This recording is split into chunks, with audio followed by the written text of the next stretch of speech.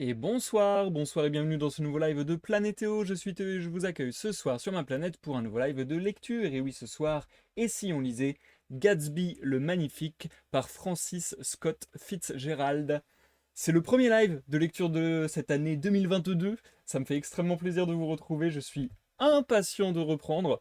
On a quelques petites choses à discuter en introduction. Comme d'habitude, je vous rappelle que si vous me regardez en rediffusion sur YouTube, il se trouve des timecodes dans la barre de lecture de la vidéo ainsi que dans la description de la vidéo qui vous permettent tout simplement de passer l'introduction, de passer les pauses que j'effectuerai dans ma lecture et d'aller directement au chapitre qui vous intéresse. Voili voilou. D'ailleurs, encore une fois, je le précise, je ne sais pas ce soir combien de temps va durer le live, je ne sais pas ce soir combien je vais lire de chapitres. C'est une nouvelle œuvre, donc on va un petit peu la découvrir et l'appréhender ensemble. La chose que j'aime faire en général, c'est partir sur un live d'une heure et demie, 2 heures. Je trouve que c'est la durée la plus optimale, en tout cas pour ce qui me concerne sur les lives de lecture. Donc, on va essayer de ne pas excéder cette durée. Euh, mais encore une fois, ce qui prime, c'est le sens avant tout. Donc je verrai. Encore une fois, on va appréhender cette œuvre et on va apprendre à la connaître au fur et à mesure du temps. Et puis je verrai un petit peu, je verrai un petit peu sur le tas. Bonsoir à ceux qui arrivent sur le chat déjà. Bonsoir. Je sais pas si je dois prononcer Zaya ou Zia. N'hésite pas à me reprendre. Je sais pas si on doit prononcer les chiffres. Bref, n'hésite pas à me reprendre. En tout cas, bienvenue sur le live et merci pour le follow que tu as lâché il y a de cela quelques jours, je crois. Donc merci beaucoup. C'est très gentil. Bonsoir Chassoad également. J'espère que tu vas bien. Ça fait plaisir de te voir. Je vous souhaite encore une bonne année à tous parce que voilà, j'ai déjà fait un live cette année, un petit peu pour se remettre dedans. Un live introspectif où voilà, je parlais un petit peu du futur de la chaîne, de ce que j'envisageais pour cette année. Mais là, c'est vraiment la reprise dans le dur, entre guillemets, puisque ce soir, lecture, demain, journée gaming, vendredi, lecture, samedi, découverte de l'univers League of Legends.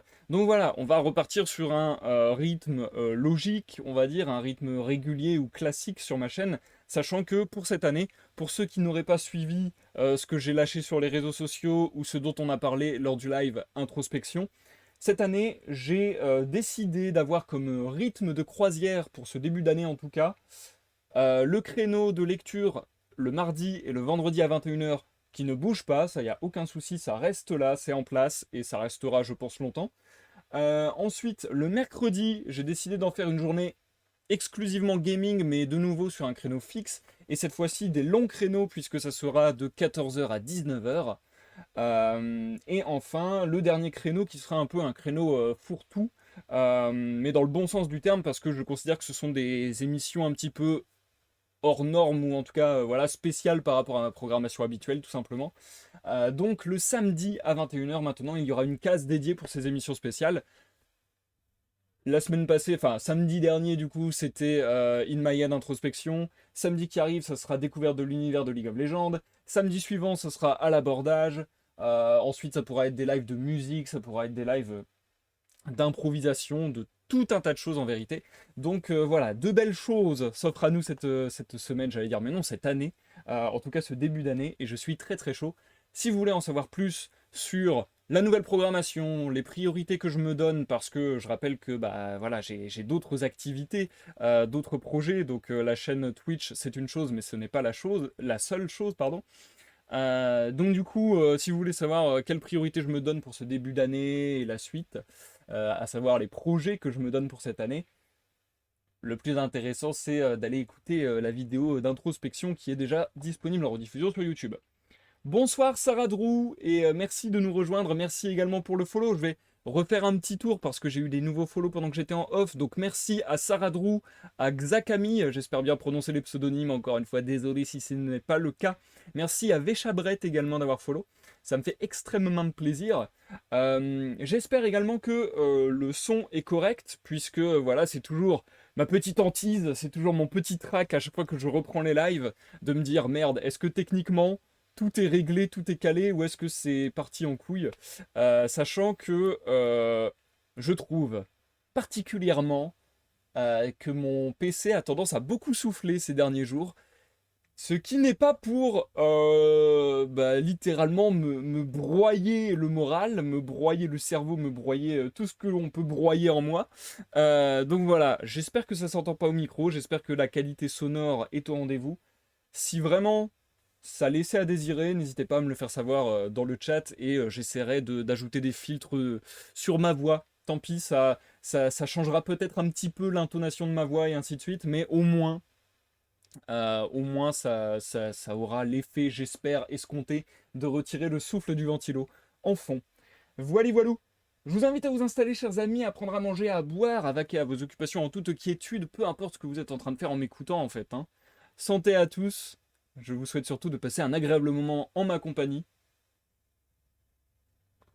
Et comme je le disais, on est parti pour une petite heure et demie, un truc comme ça, je pense. J'ai hâte de plonger dans cette œuvre, Gatsby le Magnifique, parce que c'est un gros classique. Je crois même qu'il est classé, alors souvent par des classements américains, il me semble, parce que c'est un roman américain, j'imagine, parmi les romans fondateurs, parmi les romans à avoir lu dans sa vie et ainsi de suite. Donc voilà, il a une grosse aura, j'ai l'impression, ce bouquin. Pour tout vous dire, je ne crois pas avoir vu les films, je ne suis pas sûr de connaître l'histoire ou bien très vaguement.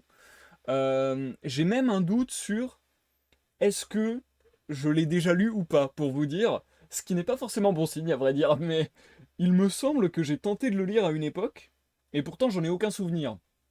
Donc, est-ce que j'avais pas aimé ou est-ce que ça m'a pas marqué? Mais peut-être que je me fourvoie complètement, peut-être que je confonds avec une autre œuvre. De toute manière, je pense qu'en lisant, je m'en rendrai compte.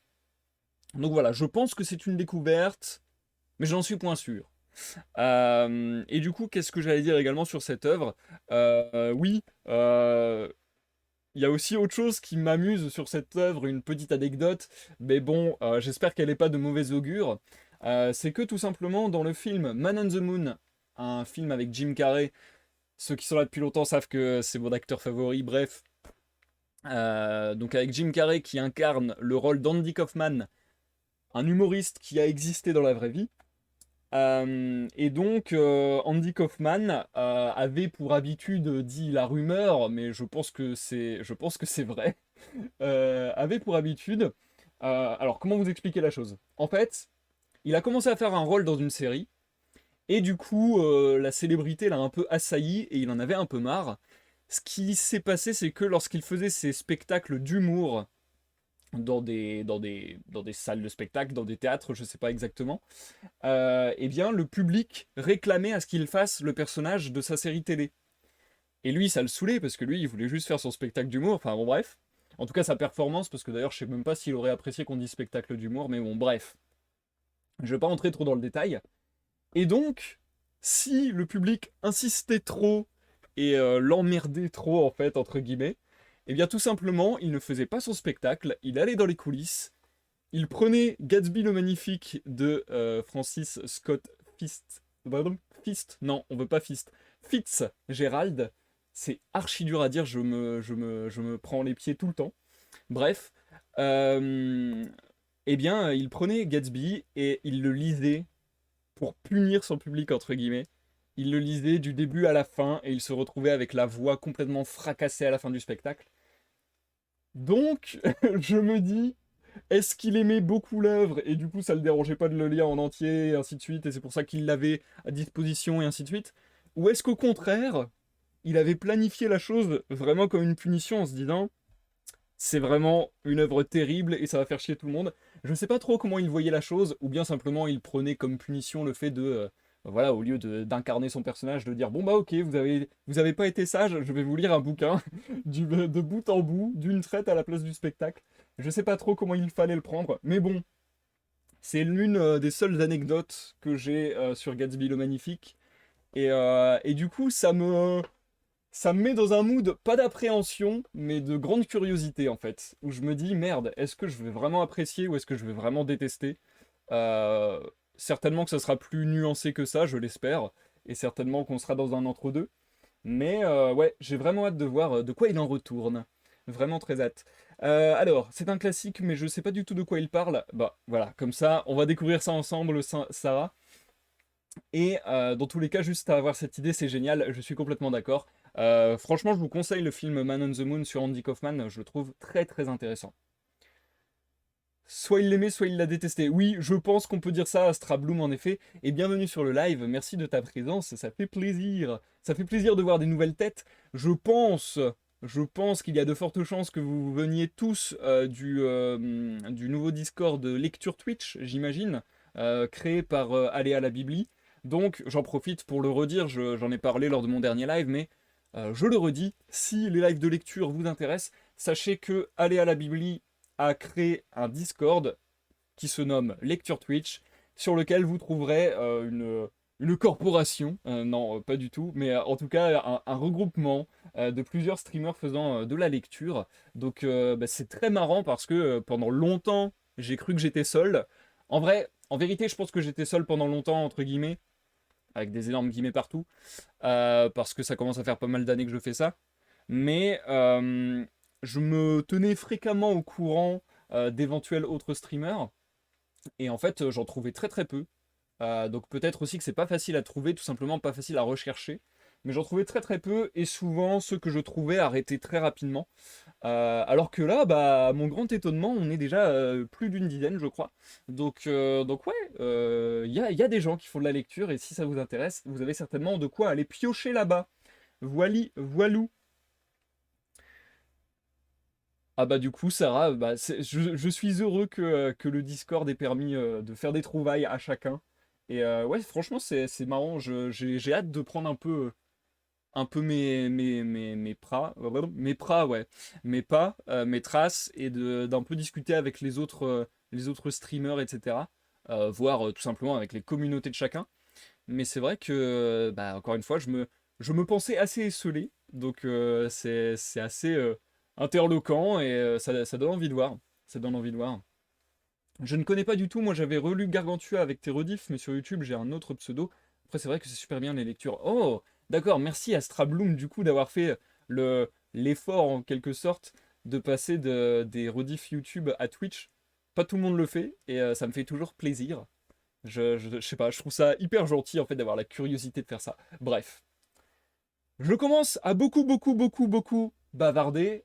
C'est ma fâcheuse tendance, vous le savez peut-être. Et puis, je pense que vu que c'est l'un des premiers lives de l'année, voilà, j'ai envie de m'exprimer, quoi, j'ai envie de parler. Donc, ce qu'on va faire, c'est que je vais fermer mon clapet, je vais me taire et je vais laisser place à la lecture. Mais non, ça, il faut pas le prendre comme ça. Tu prends juste. En fait, il y a plusieurs manières de voir les choses. Soit tu prends juste les œuvres qui t'intéressent à découvrir, soit tu as vraiment le coup de foudre pour une manière de lire, pour une voix, pour voilà. Et à ce moment-là, peut-être que tu auras un peu plus la curiosité encore d'aller voir ce que propose telle ou telle voix, je sais pas. Mais non, le trop de choix, c'est bien, les amis. Enfin, je pense. Bref, on est parti. Pour ceux qui savent pas comment ça fonctionne sur ma chaîne, du coup, j'en profite pour un petit peu. Premier live de l'année, il y a des nouveaux, voilà, j'en profite pour un petit peu récapituler. Pour ceux qui ne savent pas, lorsque je lis, je ne m'interromps pas, je ne vais pas faire de commentaires sur la lecture, je ne vais pas répondre au chat. Donc vraiment, quand je lis, je suis entièrement à ma lecture, afin que ça soit au maximum le fluide et agréable à vos oreilles. Donc ce qui va se passer, c'est que je vais entamer des phases de lecture d'à peu près, je dirais, entre 15 et 30 minutes, pour pas me défoncer la voix non plus. Donc je pense que je vais faire des phases de lecture de 15 à 30 minutes. Ensuite, on fait une pause, on discute un petit peu de ce qu'on vient de lire. On reprend éventuellement une autre phase de lecture. Et ainsi de suite, 2, 3, 4 fois pendant le live. Jusqu'à ce que je m'arrête vers à peu près 1h30, 2 heures de live, un truc comme ça. Sachant que, encore une fois, pour moi, ce qui prime avant tout, c'est le sens. Donc j'essaie de faire des découpes arbitraires au minimum. J'essaie vraiment de respecter les découpes de l'auteur, en fait, tout simplement. Donc là, j'ai une petite dédicace, j'ai un petit incipit, on pourrait dire, et ensuite on a le chapitre 1. Je vais essayer de vous lire le chapitre 1 dans son intégralité avant de faire une pause, sauf si à un moment dans le chapitre, il y a une découpe qui semble logique. Mais du coup, on est plus là, on est parti quand même pour 24 pages d'entrée. Donc il est possible que ça dure un petit peu longtemps avant la pause. Mais voilà, encore une fois, je suis dans la phase d'observation, souvent sur les premiers lives, sur une œuvre, pour voir est-ce que ça va être long, est-ce que le style va être compliqué à l'oral, est-ce que j'ai besoin d'un débit rapide, d'un débit lent. En vrai, ça dépend tellement de l'œuvre, ça dépend même, je dirais, du passage de l'œuvre. Donc voilà, c'est des petits réglages et des petites marques à trouver à chaque fois que j'entame un nouvel auteur et une nouvelle œuvre. En littérature, je n'ai jamais eu un livre que je n'aimais pas, même les livres imposés à l'école, mais oui, je pense que je vais faire le tri en fonction des voix de chacun. Ah, c'est ça, c'est intéressant ça. Je trouve ça assez fou d'ailleurs, parce que en vérité, même si j'aime beaucoup la lecture et que j'aime aller vers des choses que je ne connais pas et qui sont pas forcément de prime abord dans mes goûts, pour au moins découvrir, au moins par curiosité, voir comment c'est fait, et ainsi de suite.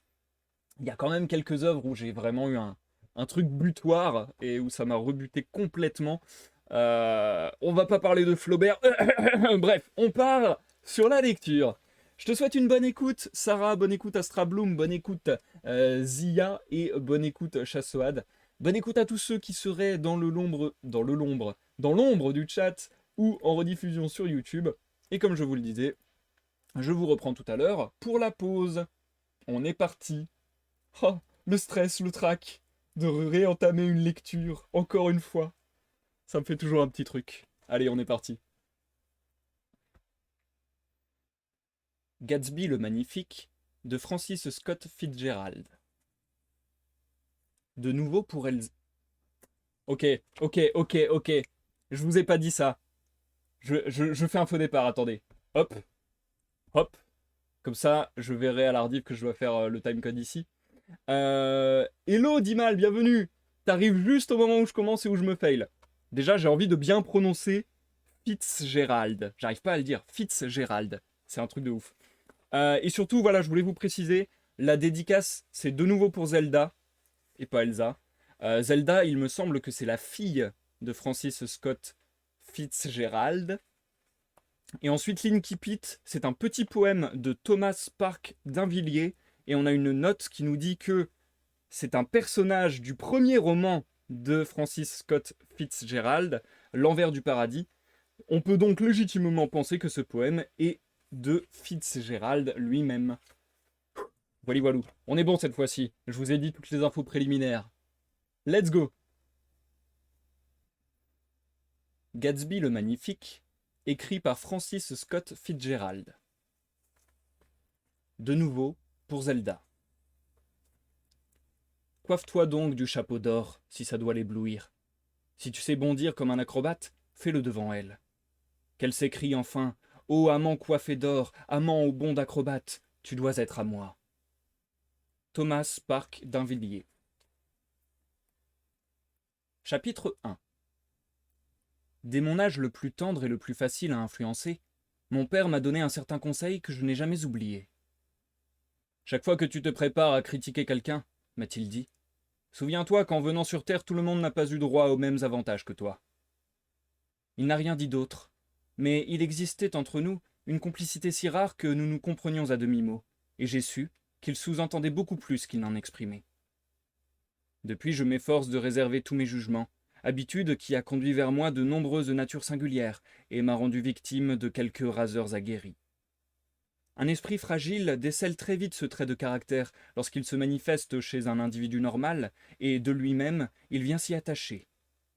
Si bien qu'à l'université, on m'a faussement accusé de jouer les éminences grises à des fins personnelles, parce que je connaissais les révoltes les plus secrètes de garçons farouches, dont j'ignorais jusqu'au nom. La plupart de ces confidences naissaient d'elles-mêmes.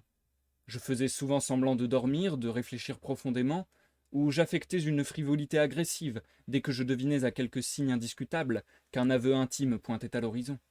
Car les aveux intimes des jeunes gens, du moins les mots dont ils se servent pour les exprimer, tiennent le plus souvent du plagiat, tronqués de coupures évidentes.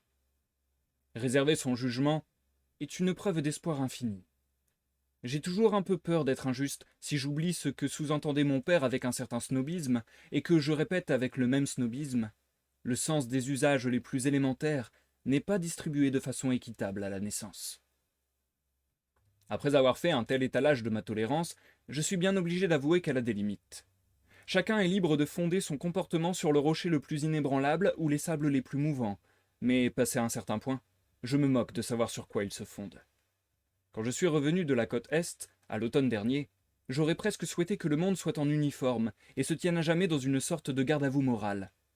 J'étais saturé de plongées chaotiques et d'aperçus privilégiés à l'intérieur du cœur humain.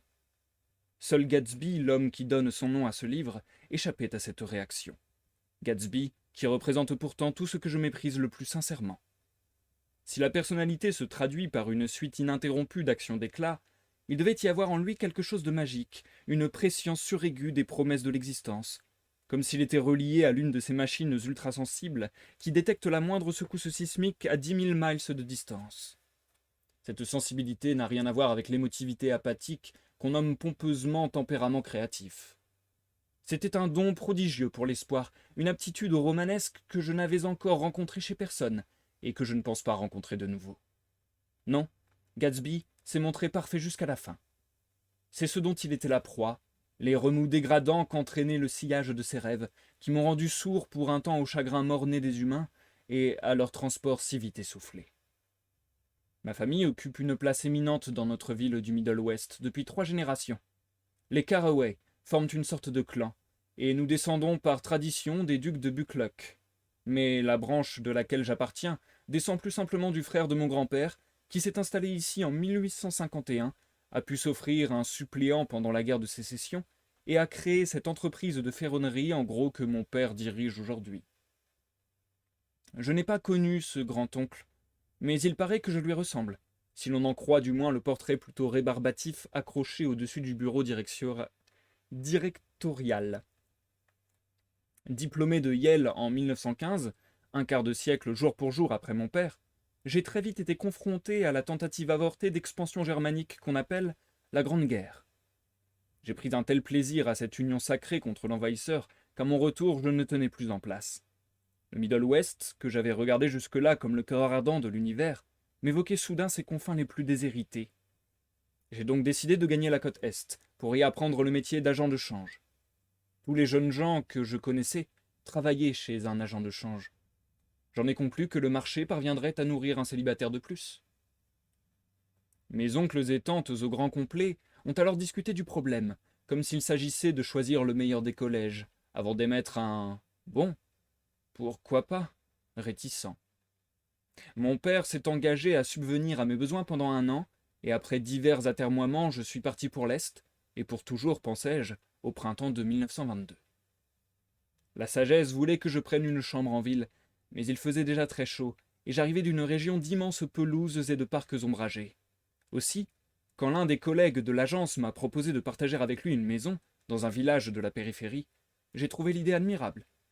Il a déniché la maison, un bungalow en carton-pâte ouvert à tous les vents, pour 80 $ par mois. Mais au dernier moment, l'agence l'a muté à Washington et je me suis retrouvé seul à la campagne. J'avais un chien, les premiers jours du moins, car il m'a très vite faussé compagnie.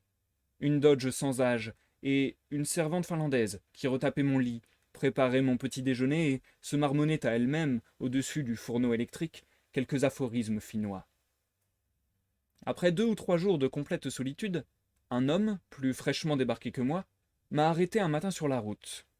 « Pour aller à West Egg Village, on fait quoi » m'a-t-il demandé d'un air égaré. Je l'ai renseigné, je suis reparti. Ma solitude était rompue. J'étais devenu un guide, un pionnier, un immigrant ayant droit de cité. Sans le vouloir, il m'avait conféré le statut d'indigène. Alors, grâce au soleil, aux brusques flambées de feuillage qui dévoraient les arbres à la vitesse d'un film en accéléré, j'ai retrouvé cette assurance familière. La vie reprend toujours avec le début de l'été. J'avais tant de livres à lire et tant d'énergie à puiser dans ces effluves de renouveau. J'ai acheté une 12aine d'ouvrages traitant de la banque, du crédit, des placements boursiers. Alignés sur mon étagère, dans leur reliure rouge et or, ils ressemblaient à une monnaie flambant neuve, frappée à mon intention, pour me permettre d'accéder aux secrets aurifères connus des seuls Midas, Mécène et Morgan. Mais j'étais parfaitement décidé à lire d'autres livres. À l'université, j'étais plutôt un littéraire. J'ai même écrit pendant 1 an quelques éditoriaux définitifs et pontifiants pour le Yale News. Et c'était le moment ou jamais de réveiller ce genre d'intérêt, d'en nourrir mon existence, pour devenir le plus restreint de tous les spécialistes, ce qu'on appelle un homme accompli.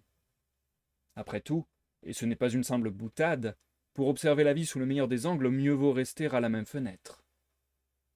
Le hasard seul a fait que je loue une maison dans l'une des communautés les plus atypiques d'Amérique du Nord.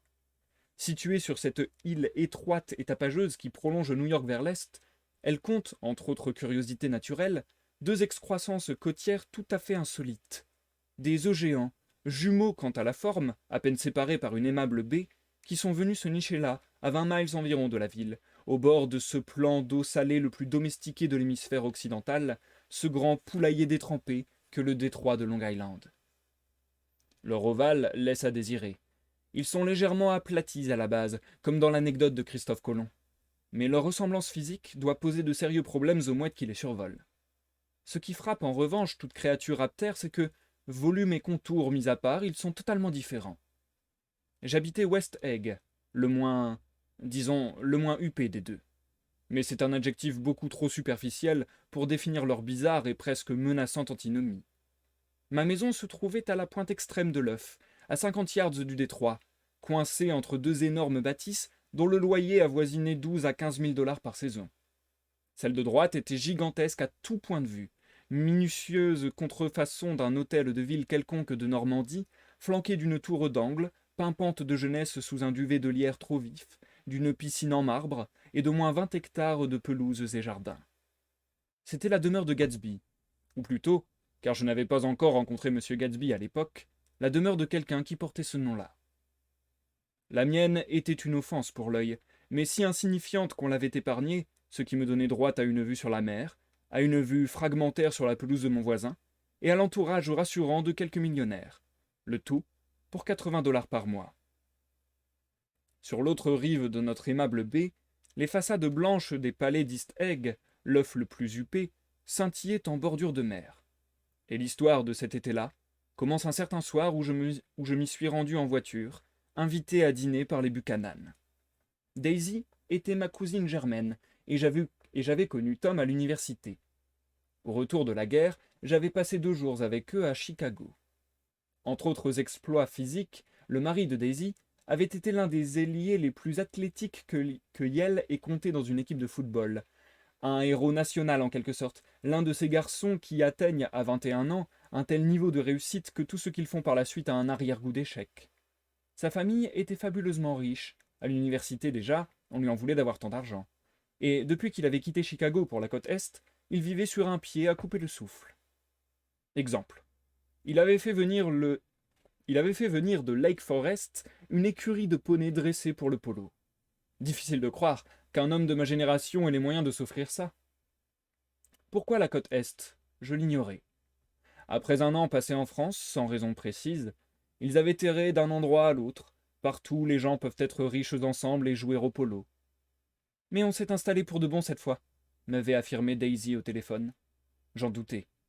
Si j'ignorais tout des élans du cœur de Daisy, Tom me donnait le sentiment d'un être à la dérive, s'entêtant à chercher, avec un rien de nostalgie, les violences spectaculaires de certaines parties de football impossibles à réinventer. Un soir donc, où le vent était encore chaud, j'ai pris la route d'East Egg pour rendre visite à 2 vieux amis que je ne connaissais pratiquement pas. Leur maison était beaucoup plus raffinée que je ne l'aurais cru. Claire et gaie, rouge et blanche, de style néo-géorgien, elle dominait la baie. La pelouse commençait à hauteur de la plage et grimpait vers l'entrée en franchissant sur plus d'un quart de mille une série d'obstacles, genre cadran solaire, petits murs de pierre, parterres en feu, et lorsqu'elle touchait enfin la maison, elle se précipitait contre elle, comme emportée par son élan, et l'éclaboussait d'une vigne vierge rouge sang. Une rangée de porte-fenêtres, qu'incendiaient les reflets du soleil et qui s'ouvraient au vent du soir, courait le long de la façade et, solidement campé sur ses jambes, chaussé de bottes de cavalier, Tom Buchanan se tenait sur la véranda. Il avait bien changé depuis nos années d'étudiant. C'était un homme de 30 ans maintenant, plutôt lourd, le cheveu blond paille, la bouche sèche, l'air hautain. 2 yeux perçants et arrogants lui mangeaient le visage et lui donnaient l'air agressif d'être constamment penché en avant. L'élégance presque féminine de sa tenue de cavalier ne parvenait pas à masquer l'incroyable vigueur de son corps. Les courroies de ses bottes vernies semblaient sur le point de se rompre, et quand il bougeait les épaules, on voyait rouler sous sa veste légère une énorme boule de muscles. C'était un corps capable de la plus extrême violence, un corps de brute. Sa voix au perché, enrouée, revêche, accentuait encore cette impression d'agressivité. S'y mêlait un soupçon de condescendance paternaliste à laquelle ses amis eux-mêmes avaient droit. J'ai connu des garçons à Yale qui le haïssaient pour sa suffisance. Il semblait toujours sous-entendre « Je suis plus fort que vous, et nettement plus viril. Ce n'est pas une raison pour être d'accord avec moi dès que je donne mon avis. » Nous appartenions à la même amicale de 4e année, et sans être intime, j'avais le sentiment qu'il éprouvait pour moi une certaine estime, dont il attendait la réciproque avec cette arrogance ombrageuse et bourrue qui lui était propre. Nous avons échangé quelques mots au soleil de la véranda. « J'ai découvert là un bien bel endroit, » m'a-t-il dit en le parcourant nerveusement du regard. Il m'a saisi le bras, m'a fait faire demi-tour, et sa large main balayait l'horizon, ramassant dans un même geste un jardin à l'italienne, des roseraies entêtantes et un hors-bord au nez pointu qui dansait sur les vagues au large. Ça appartenait à Demain, le roi du pétrole. Nouveau demi-tour, courtois mais impératif. Entrons. Nous avons traversé un hall imposant, avant de pénétrer dans un espace de lumière rose, délicatement suspendu au cœur de la maison entre deux porte-fenêtres qui se faisaient vis-à-vis. Elles étaient entr'ouvertes et se découpaient en blanc sur le gazon frais, qui semblait sur le point d'envahir la pièce. Le vent jouait d'un mur à l'autre, jouait avec les voilages, repoussait l'un vers l'extérieur, tirait l'autre vers l'intérieur, comme deux drapeaux aux couleurs passées, les envoyait vers le plafond, glacés de sucre blanc comme un gâteau de mariage. Puis il cajolait le tapis lit de vin, qui se couvrait du nombre de petites rides, comme la brise en fait courir sur la mer. Le seul objet parfaitement immobile était un immense canapé, sur lequel deux jeunes femmes avaient trouvé refuge, comme dans la nacelle d'un ballon captif. Vêtues de blanc, toutes les deux, et leurs robes flottaient et dansaient sur elles, comme si le vent venait de les leur rendre, après les avoir fait voler autour de la maison. Je n'osais pas bouger, assourdi par le claquement de fouet des voilages et le grincement d'un tableau sur le mur. Puis je crus à une explosion. Tom Buchanan venait de fermer l'une des porte-fenêtres, et le vent tomba, pris au piège, et les voilages, le tapis et les deux femmes aéronautes se posèrent lentement sur le sol. La plus jeune m'était inconnue. Couchée de tout son long à l'une des extrémités du canapé, dans une immobilité absolue, elle tenait le menton levé comme si un objet qui s'y trouvait en équilibre menaçait de tomber. Peut-être m'aperçut-elle du coin de l'œil, mais elle n'en laissa rien paraître, et je me suis surprise à retenir un mot d'excuse pour l'avoir ainsi dérangée. L'autre femme, Daisy, fit un effort pour se lever. Elle redessa la nuque avec un courage évident, puis elle se mit à rire, d'un rire absurde et adorable, et j'ai ri à mon tour en m'avançant vers elle. « Je suis paralysée de bonheur !» Réflexion très spirituelle sans doute, car elle rit de nouveau, et me tint longuement la main, en me regardant dans les yeux pour souligner que, de tous les humains, j'étais celui qu'elle désirait revoir avec le plus d'urgence. C'était sa façon d'être. Puis elle m'informa dans un souffle que la jeune équilibriste se nommait Baker. J'ai entendu dire que Daisy murmurait ainsi pour contraindre les gens à s'incliner vers elle, pure médisance qui n'enlève rien à son charme. Quoi qu'il en soit, Miss Baker entr'ouvrit le coin d'une lèvre, inclina la tête dans ma direction de façon presque imperceptible, et reprit aussitôt son immobilité. L'objet qu'elle tenait en équilibre ayant dû à son grand effroi vaciller légèrement. Je me surpris une fois encore à retenir un mot d'excuse. Presque toutes les démonstrations d'autarcie personnelle me laissent désarmé et confus. Je revins vers ma cousine qui, d'une voix sourde, envoûtante, me posa diverses questions. C'était l'une de ces voix dont l'oreille épouse chaque modulation, car elles improvisent de phrase en phrase une suite d'accords de hasard que personne jamais ne rejouera plus. Son visage était triste et tendre, avec de beaux éclats, l'éclat du regard, l'éclat brûlant des lèvres, mais on percevait dans sa voix une note d'excitation dont les hommes qui l'ont aimée se souviendront toujours. Une vibration musicale, une exigence impérieuse et chuchotée. Écoutez-moi, écoutez-moi, l'assurance qu'elle venait tout juste de vivre des instants radieux, magiques, et que l'heure suivante lui en réservait d'autres, tout aussi magiques et radieux. Je lui dis qu'avant de gagner la côte Est, j'avais passé une journée à Chicago, et qu'une douzaine de personnes m'avaient chargé de lui transmettre leurs amitiés. « On me regrette alors !» s'écria-t-elle avec ravissement. « La ville entière porte le deuil. Toutes les voitures ont la roue arrière gauche peinte en noir, comme autant de couronnes mortuaires, et chaque nuit, des plaintes désolées s'élèvent sur la rive nord du lac. »« Irrésistible. On y retourne, Tom ? Dès demain. » Et sans transition, « Je veux te montrer ma fille. » Avec joie. « Elle dort. Elle a juste 2 ans. Tu ne l'as jamais vue ? » Non, jamais. Il faut que tu la voies. Elle est... Tom, qui faisait les 100 pas dans la pièce, me posa brusquement la main sur l'épaule. Que fais-tu dans la vie, Nick?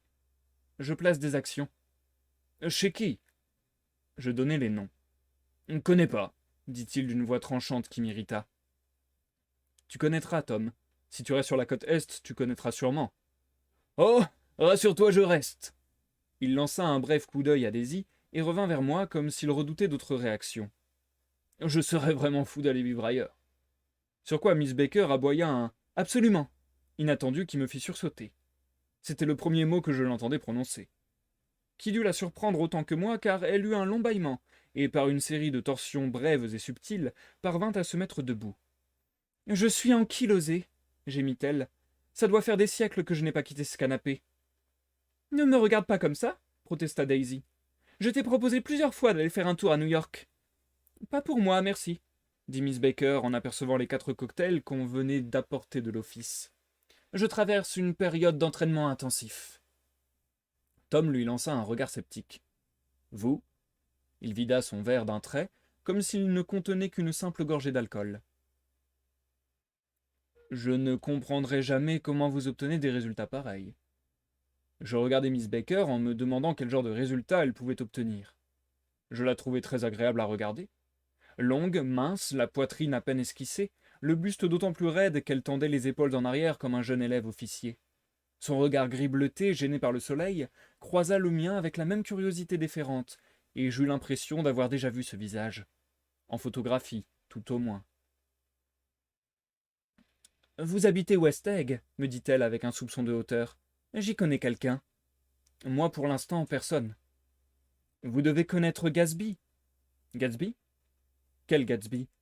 Pardon, trompé de personnage. Gatsby? Quel Gatsby? Demanda Daisy. Au moment où j'allais répondre que nous étions voisins, on annonça le dîner. Tom coinça son bras sous le mien avec autorité et me poussa hors de la pièce comme on pousse un pion sur un damier. Paresseuses, indolentes, leurs mains délicates posées sur les hanches, les 2 jeunes femmes nous précédèrent jusqu'à une véranda que le crépuscule teintait de rose. 4 bougies qui décoraient la table tremblaient au dernier caprice du vent. « Pourquoi des bougies ?» protesta Daisy, le sourcil froncé, et elle les éteignit du bout des doigts. « Nous sommes à 2 semaines du jour le plus long de l'année. » Elle eut un sourire ravi. « Êtes-vous comme moi à guetter le jour le plus long de l'année pour l'oublier quand il arrive ? Moi, je guette le jour le plus long de l'année, et quand il arrive, je l'oublie. » « Essayons de prévoir quelque chose, » suggéra Miss Baker avec un nouveau bâillement, et elle se coula sur sa chaise comme si elle se mettait au lit. « Prévoyons, c'est ça, prévoyons, » dit Daisy. Elle se tourna vers moi, perplexe. « Que prévoient les autres ?» Sans me laisser le temps de répondre, ses yeux se posèrent avec épouvante sur son petit doigt. « Regardez » gémit-elle. « Je suis blessée. » Nous avons regardé. Sa phalange était bleu-noir. « C'est toi, Tom, sans le faire exprès, mais c'est toi. Voilà ce qu'on gagne à épouser une brute, le symbole même du corpulent, du pesant, du lourdeau, du... » Tom lui coupa la parole. « Je déteste le mot lourdeau, même pour plaisanter. »« Lourdeau » répéta Daisy. Elle s'isolait parfois avec Miss Baker, dans de brefs apartés, des réflexions sans queue ni tête, qu'elles interrompaient aussitôt, sur un ton aussi neutre que le blanc de leur robe, et leur regard impersonnel dénué de toute passion. Elle se trouvait là, simplement. Elle nous tolérait, Tom et moi, consentait par pure courtoisie à nous parler de loin en loin, ou nous répondre. Elle savait que ce dîner prendrait fin, qu'un peu plus tard la soirée elle-même prendrait fin, et qu'on pourrait la mettre de côté. C'était à l'opposé de ce qui se passe dans notre Middle West, où d'étape en étape, on cherche à précipiter la fin d'une soirée, dans l'attente toujours déçue de ce qui va suivre, peut-être, ou la peur panique de l'instant présent. Après 2 verres d'un Bordeaux un peu bouchonné mais grandiose, j'ai eu l'audace d'avouer « En t'écoutant, Daisy, j'ai l'impression d'être un barbare, un paria de la civilisation. Pourquoi ne parles-tu pas de moissons ou de choses de cet ordre ?» Je croyais cette remarque anodine, mais Tom la saisit au bond d'une façon imprévue. « La civilisation court à sa ruine, » rugit-il avec virulence. « Je suis d'un affreux pessimisme par rapport à ce qui se passe. As-tu lu The Rise of Colored Empires d'un certain Godard ?»« Non, » ai-je répondu, stupéfait par son ton de voix. « C'est un livre excellent. Tout le monde devrait l'avoir lu. L'idée, c'est que la race blanche doit être sur ses gardes, sinon elle finira par... oui, par être engloutie. Une thèse scientifique fondée sur des preuves irréfutables. » Tom réfléchit de plus en plus, soupira Daisy, avec une tristesse inattendue. Il dévore de très gros livres remplis de mots interminables. Quel était ce mot déjà qui... Ce sont des livres scientifiques, répéta Tom, en lui jetant un regard agacé. L'auteur connaît son sujet à fond. Nous sommes la race dominante. Notre devoir est d'interdire aux autres races de prendre le pouvoir. Nous les réduirons en bouillie, murmura Daisy, et elle adressa un féroce clin d'œil au soleil en feu. Allez vivre en Californie, suggéra Miss Baker. Et... Mais Tom, sans l'écouter, se tourna lourdement vers moi. L'idée de base, c'est que nous sommes des gens du Nord. Je suis du Nord, toi aussi, vous aussi, et... Après une très brève hésitation, il consentit d'un léger signe de tête à inclure Daisy dans sa liste, et elle m'adressa le même clin d'œil. Tout ce qui fait la civilisation, c'est nous qui l'avons inventé. Les sciences, disons, les arts et le reste. Tu comprends? Cet effort de réflexion avait quelque chose de pathétique, comme si son autosatisfaction, aiguisée par l'âge, avait besoin de nourriture nouvelle. Au même moment, le téléphone sonna à l'intérieur de la maison, et le maître d'hôtel quitta la véranda. Daisy profita de cette brève interruption pour se pencher vers moi. « Je vais te révéler un secret de famille, chuchota-t-elle fébrilement, qui concerne le nez de notre maître d'hôtel. Veux-tu savoir ce qui est arrivé à ce nez ? Je ne suis venu que pour ça. Eh bien, il n'a pas toujours été maître d'hôtel. Il fourbissait l'argenterie chez des gens de New York, dont le service en argent comptait 200 couverts, ce qui l'obligeait à fourbir du matin au soir. Son nez s'en est trouvé affecté. Les choses allèrent de mal en pis, lui souffla Miss Baker. Exactement, de mal en pis. Et il a dû rendre son tablier. Le soleil couchant s'attarda un instant sur son visage radieux, avec une tendresse romantique. Sa voix était si basse que je dus retenir ma respiration pour l'entendre. Puis, le feu s'éteignit, chaque rayon de lumière se détacha d'elle à regret, comme des enfants au crépuscule quittent la rue où ils s'amusent. Le maître d'hôtel revint et murmura quelques mots à l'oreille de Tom, qui fronça les sourcils, repoussa sa chaise, et sans un mot, disparut à l'intérieur de la maison. Comme si ce départ déchirait quelque chose en elle, Daisy se pencha de nouveau vers moi. « Oh, Nick !» me dit-elle d'une voix lumineuse, chantante. « Je suis si heureuse de t'avoir là à ma table. Tu me fais penser à une rose parfaite. N'est-ce pas vrai ?» Elle se tourna vers Miss Baker, en quête d'approbation. « Une rose parfaite. » C'était faux. Je n'avais rien d'une rose, même de très loin. Elle disait ce qui lui passait par la tête, mais avec une chaleur bouleversante, comme si, à travers ses mots chuchotés et frémissants, son cœur essayait de se faire entendre. Puis, tout à coup, elle jeta sa serviette sur la table, nous demanda de l'excuser, et regagna la maison à son tour. J'échangeai avec Miss Baker un bref regard que nous voulions vide de toute expression. J'allais commencer une phrase, lorsqu'elle se dressa sur sa chaise avec un « chut » impérieux. Un murmure assourdi, véhément, venait de la pièce voisine, et Miss Baker, sans l'ombre d'un scrupule, se pencha pour écouter. Le murmure devint presque audible, s'interrompit, reprit avec une véhémence accrue et s'éteignit. Je me décidai. Ce monsieur Gatsby dont vous parliez est mon voisin, et... Taisez-vous, je veux savoir ce qui se passe. Il se passe quelque chose ? Demandai-je en toute innocence. Comment ? Vous n'êtes pas au courant ? Elle paraissait sincèrement stupéfaite. Je croyais que tout le monde était au courant. Pas moi. Eh bien... Elle hésita quelques secondes. Tom s'est trouvé quelqu'un d'autre à New York. Trouvé quelqu'un d'autre ? Ai-je répété dans un souffle. Qui pourrait avoir l'élégance de ne pas l'appeler à l'heure du dîner, vous ne trouvez pas ? Au moment où je comprenais ce qu'elle voulait dire, il y eut un froissement d'étoffe, un crissement de bottes, et Tom et Daisy nous rejoignirent à table. C'est ainsi et on n'y peut rien, s'écria Daisy avec un entrain forcé. Elle s'assit en nous regardant, Miss Baker et moi, d'un œil inquisiteur, et enchaîna. J'ai admiré le paysage une petite minute. C'est très romantique comme paysage. Il y a un oiseau sur notre pelouse. Je crois que c'est un rossignol qui doit nous arriver d'Europe sur un paquebot de la Cunard ou de la White Star Line. Il s'égosille éperdument. Sa voix devint suave. Romantique, n'est-ce pas, Tom ? Très romantique, répondit-il. Et se tournant vers moi, plutôt mal à l'aise, s'il fait assez jour après le dîner, je te montrerai les écuries. Le téléphone sonna pour la seconde fois avec insistance, mais Daisy secoua brutalement la tête en direction de Tom, et il ne fut plus question d'écurie ni de rien.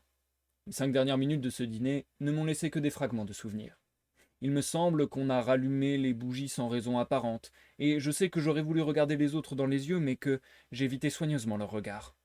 J'ignorais ce que pensaient Tom et Daisy, mais j'avais du mal à imaginer que Miss Baker, qui affectait un scepticisme inaltérable, puisse occulter si vite l'appel métallique insistant suraigu de ce cinquième convive. Certains auraient jugé la situation passionnante. Moi, d'instinct, je voulais prévenir la police. Inutile de préciser qu'on oublia les poneys.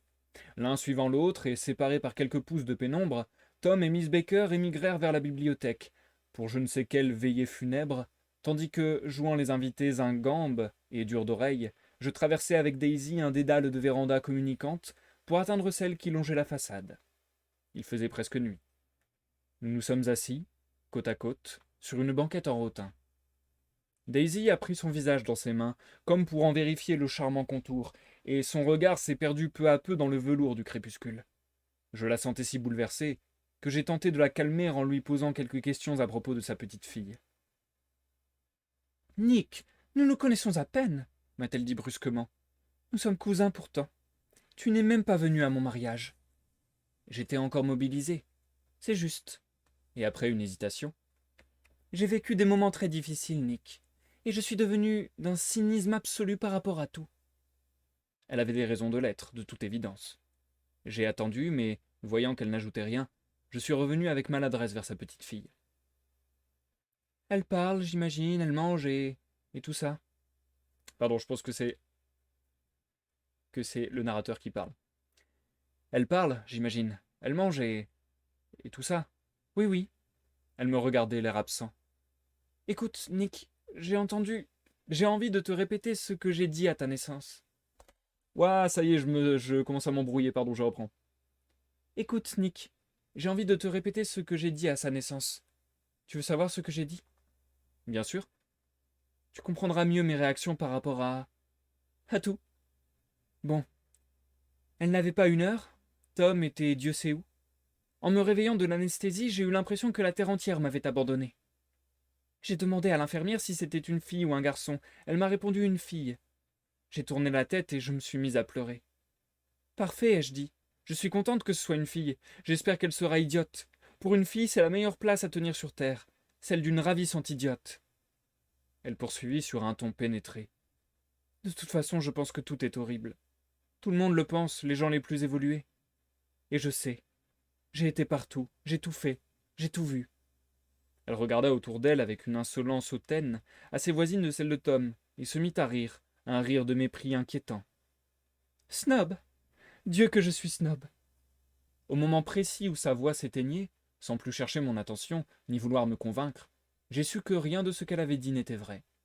J'en ai ressenti un profond malaise, comme si la soirée tout entière n'avait été qu'un jeu d'illusionniste, destiné à me soutirer ma quote-part d'émotion.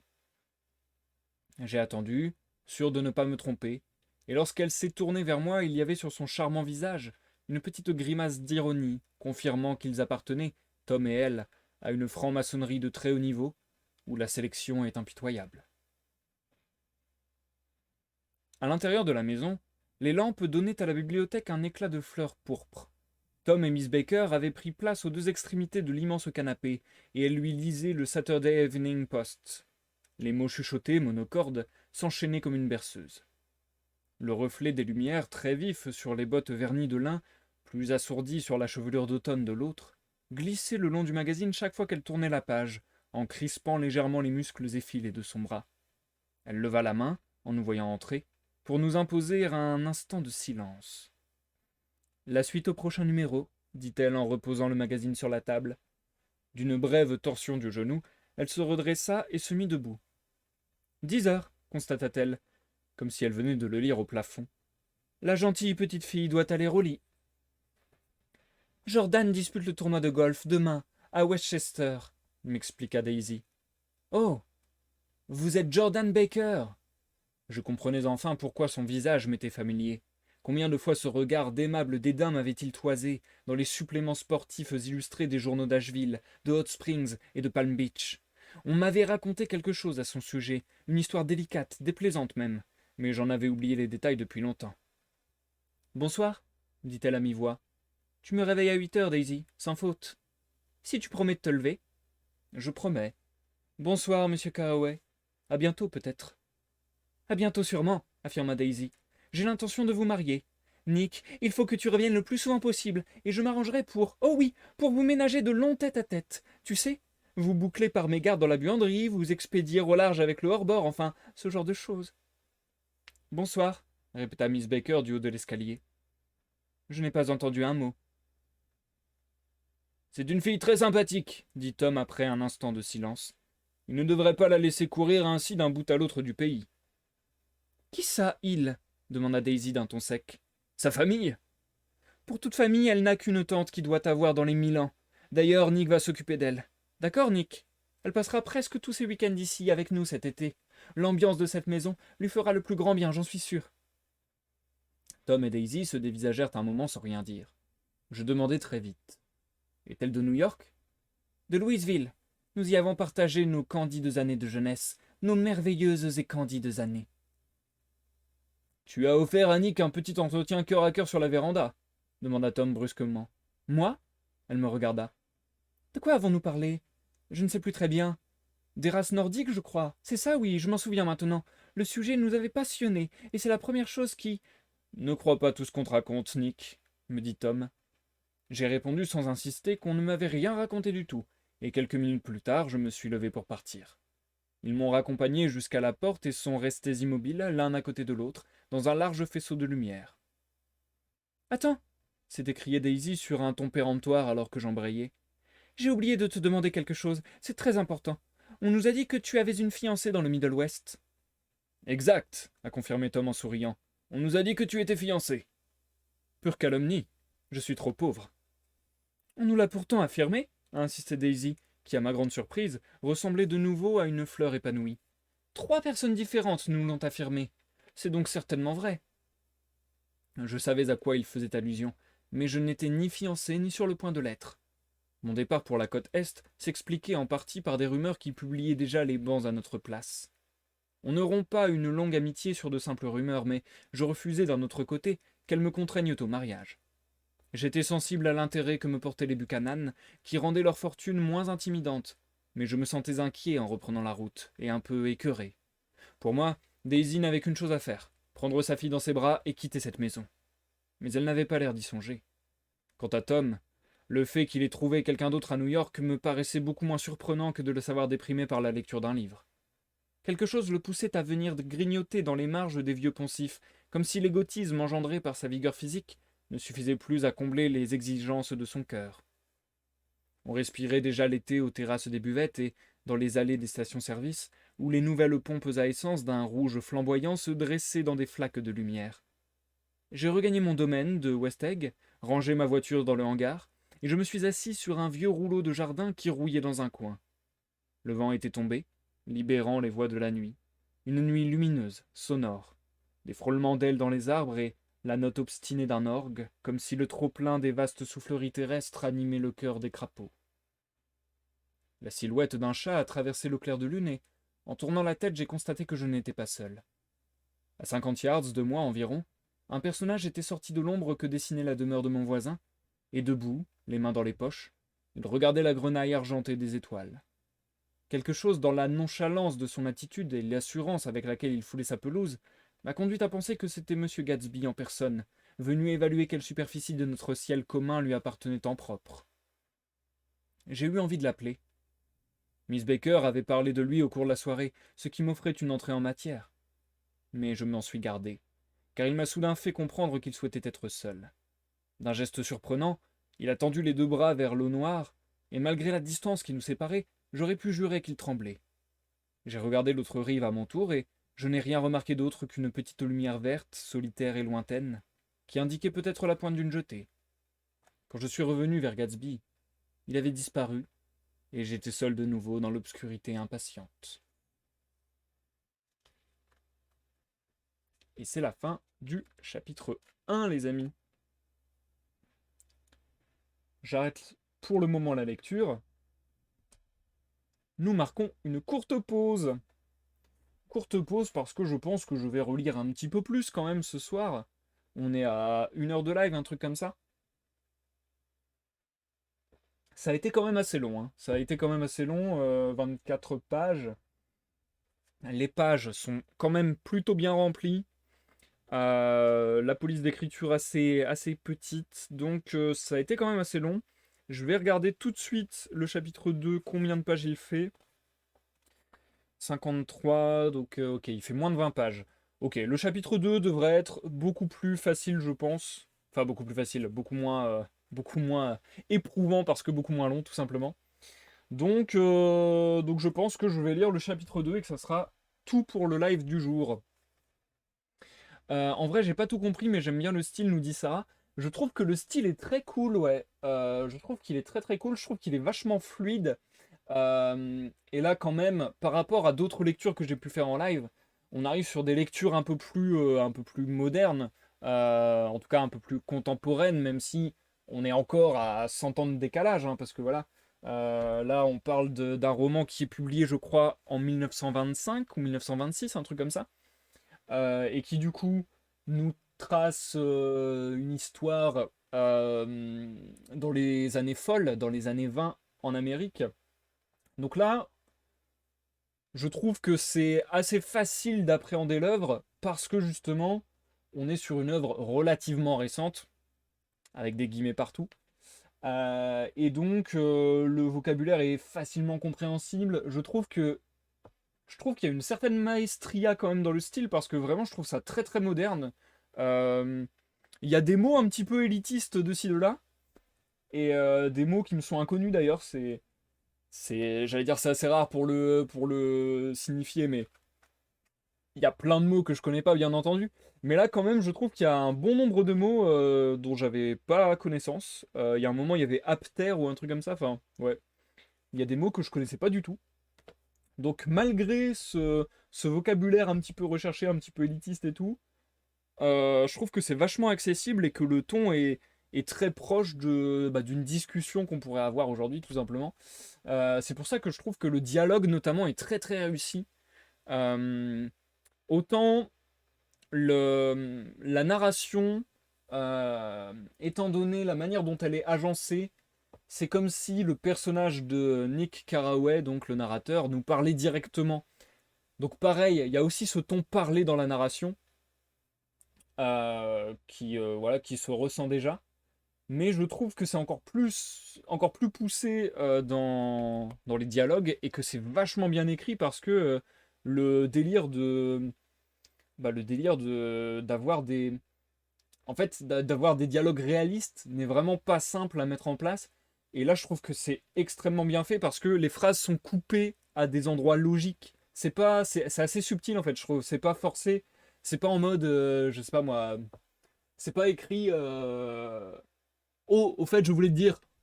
Oh non, je ne peux pas te le dire. Enfin, je sais pas, je trouve que c'est pas lourdeau pour réemployer un mot du texte. C'est pas lourdeau, c'est pas balourd. Je trouve que c'est assez subtil, assez bien fait les, presque les réflexions des personnages qui mettent en branle un changement dans leur manière de parler. Et donc voilà, les personnages qui se reprennent, qui disent ah oui mais non mais ça en fait je me rappelle pas. Et même on comprend un certain second degré par moment. Donc c'est pas facile à faire ressentir à l'écrit sans mettre à côté de ça comment? Je me perds, j'ai plus les mots. Sans mettre à côté de ça des didascalies entre guillemets, enfin des indications dans la narration tout simplement. C'est pas facile à faire comprendre le second degré, l'ironie, le mensonge, etc. Et tous les, tous les tons et toutes les intentions qu'on pourrait mettre derrière un ton. Et là, je trouve que c'est vachement bien fait parce que par exemple, quand Daisy raconte n'importe quoi à Tom sur le fait qu'ils ont parlé d'un autre sujet que ce dont ils ont vraiment parlé, eh bien, je trouve qu'on comprend parfaitement qu'elle est dans ce mensonge-là, quoi. Donc c'est vachement bien fait. Je trouve ça très bien écrit. C'est dommage de mon côté, ça a du mal à charger, ça ne fait que de tourner, nous dit Zia. Je suis désolé Zia, en fait, tout simplement, pour t'expliquer un peu ce qui est en train d'arriver, sur Twitch, il y a, on va dire, une bande passante. En gros, sur Twitch, là, on va dire, voilà, je vais vulgariser au possible. Twitch a une puissance.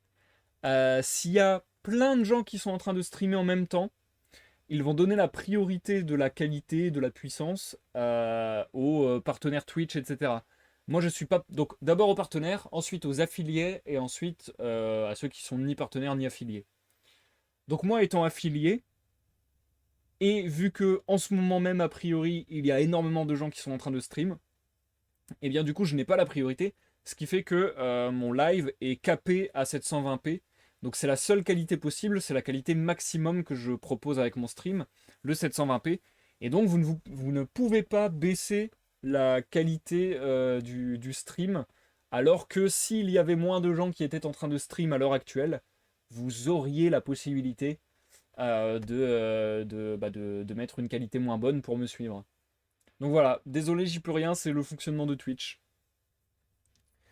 Ah, c'est pour ça que l'internet du crew c'est en PLS avec les lives et que je dois passer par ma 4G. Ouais, ouais, franchement, en plus les lives c'est très très gourmand, hein. On va pas se mentir. Les lives c'est extrêmement gourmand pour un PC quand même. Enfin, pour la co, je dirais plutôt. Pour le bruit du ventilateur, perso, je ne l'entends pas du tout parce que normalement dans les paramètres on peut couper les bruits de fond. Ouais, ouais, bah j'ai plein de choses pour couper les bruits de fond, etc., hein. Mais c'est vrai que malheureusement, il reste toujours des bruits résiduels. Donc voilà. Je fais au mieux avec le matos que j'ai et avec les compétences que j'ai, mais c'est pas toujours entièrement de mon ressort, on va dire. En tout cas, pour le moment, je suis bien entré dans l'histoire. Je trouve ça assez singulier, la manière dont l'histoire est amenée, et j'aime beaucoup. Le fait que Gatsby le Magnifique, ça soit le titre de l'œuvre et que on entende parler de Gatsby comme une rumeur un petit peu de ci de là, qu'on n'ait pas eu encore la présentation du personnage, déjà ça commence à teinter le truc un petit peu de mystère, donc c'est assez sympa. Le personnage voilà, gagne une aura comme ça, assez sympathique, assez charismatique. Et le fait que le narrateur soit donc un narrateur interne et soit le voisin de Gatsby, je trouve ça hyper intéressant comme point de vue, parce que du coup, certainement qu'on va beaucoup voir l'histoire du narrateur. C'est comme s'il y a deux histoires mêlées quelque part. Il y a l'histoire du narrateur qu'on a commencé à observer, et je pense qu'à un moment, il va y avoir l'histoire de Gatsby par le narrateur, donc il va y avoir deux histoires mêlées, et j'ai hâte de voir est-ce que l'une va prendre le pas sur l'autre, est-ce que les deux vont évoluer ensemble, etc. Je pense qu'il peut y avoir quelque chose comme ça, et je pense que c'est hyper intéressant, hyper intelligent d'ailleurs, parce que je pense que le narrateur Nick Carraway va avoir une sorte de fascination pour Gatsby. On a commencé un petit peu à le déceler déjà. Et du coup, ça, je trouve ça hyper malin de la part de l'auteur de placer le narrateur, en fait, de placer le lecteur dans la même situation que le narrateur, c'est-à-dire spectateur d'un spectacle, ouais, c'est hyper redondant, spectateur d'un événement, d'un personnage, d'une scène et ainsi de suite. Donc du coup, on va certainement partager les sentiments du narrateur et partager cette fascination qu'a le narrateur pour Gatsby, je pense. Donc ça, je trouve ça hyper bien foutu. Et ouais, encore une fois, en fait, je trouve que c'est pour le moment très simple, mais très efficace. Je trouve que tous les paramètres, toutes les mécaniques mises en place euh, comment dire, pour instaurer une certaine ambiance, pour instaurer des rapports entre les personnages, etc., sont vachement bien choisis et sont vachement bien mis en place. Alors, pour de meilleures performances, il faut l'écouter sur l'app Twitch sur téléphone qui a un mode audio uniquement, nous dit Dimal. C'est vrai que c'est une option que je ne connais pas bien parce que l'application Twitch, je ne l'ai quasi jamais utilisée de ma vie. Mais apparemment, il y a moyen sur l'application Twitch d'utiliser audio uniquement. Donc merci pour le tuyau d'Imal. J'avoue, là, on ne peut pas du tout voir où l'histoire va nous mener, nous dit Sarah. Carrément. Ce qui est étrange d'ailleurs, parce que ça fait déjà une longue scène d'exposition quand même, 24 pages là. Mais ouais, je pense que en fait, pour le moment, je pense que Francis Scott Fitzgerald est en train de d'instaurer un décor, instaurer une atmosphère. Moi, je trouve qu'on sent déjà énormément par rapport à certains commentaires du narrateur. On sent déjà énormément l'ambiance et on sent déjà énormément l'ambiance de fausseté quelque part. Peut-être de fausseté de ces années folles. Et quelque part, pour citer un peu Stromae, le délire de tout le monde fait la fête, mais en fait, ils fêtent pas vraiment. Enfin, c'est des fêtes un peu creuses où on fête pas vraiment grand-chose. Euh, je pense qu'il y a un peu. Je pense, hein. Encore une fois, c'est mon interprétation. Peut-être que ce sera pas du tout ça, et peut-être que je me fourvoie complètement. Mais je pense que le propos du bouquin, ça va être un peu de montrer euh, la superficialité de ce milieu, un peu bourgeois, même carrément riche, pourrait employer les mots du narrateur. Et donc, ces fêtes où il se dit des choses. Voilà. Par exemple, comment il s'appelait? Tom Buchanan. Le peu de fois où il a parlé, il donne pas envie d'avoir de la sympathie pour lui. Ça a l'air vraiment d'être un sombre personnage. Donc voilà, je pense que voilà, il y a tout ce truc-là de fausseté et tout, comme on l'a vu à la fin aussi, quand le narrateur nous dit le seul conseil que je pourrais donner à ma cousine Daisy, c'est enfuis-toi avec ton enfant, etc. de ce décorum, quoi. Donc je pense que ça va être un peu le message, l'ambiance de cette œuvre. Je n'ai jamais lu Notre-Dame de Paris, Sarah. Mais oui, je pense qu'il y a beaucoup d'œuvres qui mettent du temps. Et puis il y a des œuvres aussi qui sont assez expérimentales, entre guillemets, qui permettent comment dire, qui permettent ouais, d'explorer de nouvelles manières de raconter des histoires. Je pense notamment à la lecture du roman de Virginia Woolf que je vous ai lu l'an passé. J'ai un putain de trou de mémoire. Merde, comment ça s'appelait? Wow, j'ai un brain fart de l'apocalypse. Attendez.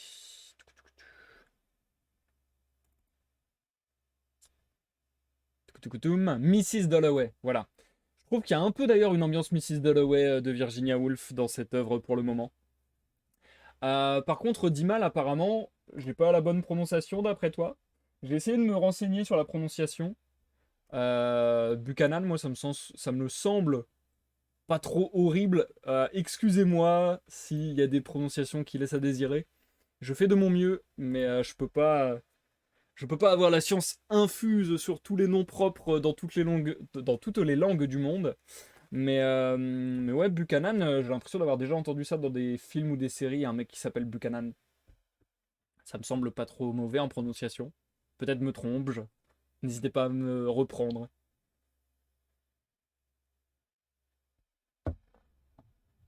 Ah ouais, ouais.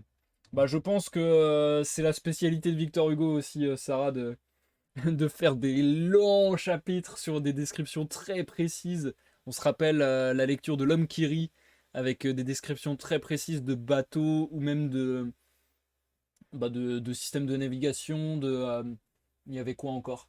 Du système, on va dire, d'organisation de la société anglaise avec les lords et ainsi de suite. Ça peut être très très très lourd, mais bon, c'est aussi intéressant, on va dire, parfois. Parfois. Hop. Ah, ok, dit mal. Oui, le nom de l'auteur, j'ai vraiment du mal. Je sais pas pourquoi. Un Fitzg, je trouve ça trop dur à prononcer. Francis Scott Fitzgerald. En fait, il faut vraiment que je dise Fitzgerald.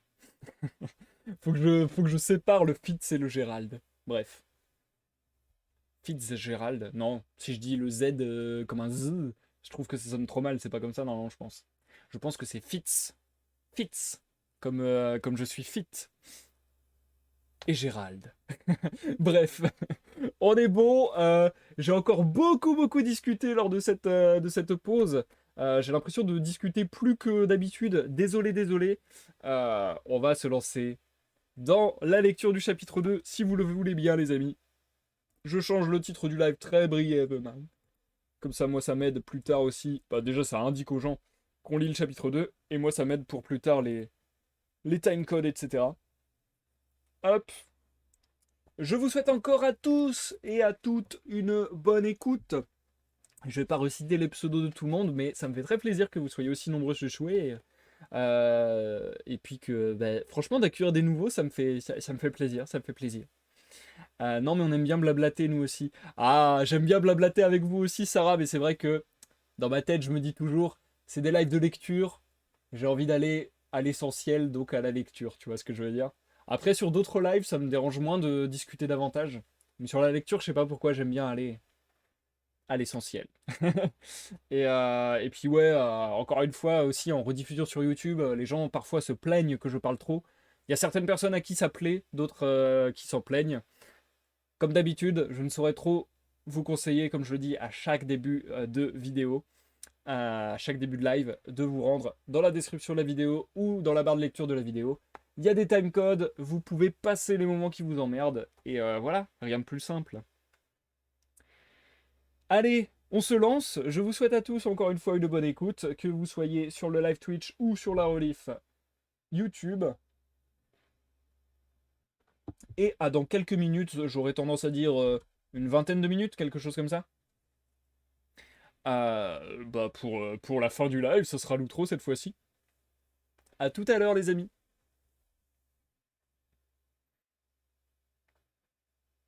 Chapitre 2. À mi-chemin de West Egg et de New York, la route se réfugie soudain contre la voie ferrée, qu'elle ne quitte plus sur un quart de mile, comme pour éviter tout contact avec une zone particulièrement sinistre. C'est une vallée de cendres, une métairie surnaturelle, où la cendre pousse comme du blé, entre des coteaux, des collines et des jardins grotesques, où la cendre prend des formes de maisons, de cheminées, de fumées qui s'élèvent, et, se surpassant elle-même, va jusqu'à figurer des humains, qui n'émergent de cette atmosphère poussiéreuse que pour s'y dissoudre aussitôt.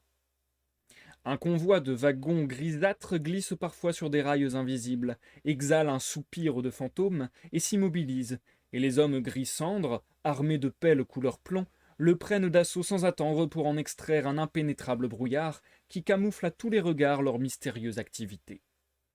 Surmontant cet air de grisaille et les vapeurs livides qui s'en échappent jour et nuit, on découvre, au bout d'un moment, les yeux du docteur T.J. Eckelberg. Les yeux du docteur T.J. Eckelberg sont bleus et gigantesques. Leur rétine mesure plus d'1 yard de haut. Ils ne se rattachent à aucun visage, mais à une immense paire de lunettes jaunes qui chevauchent une absence de nez.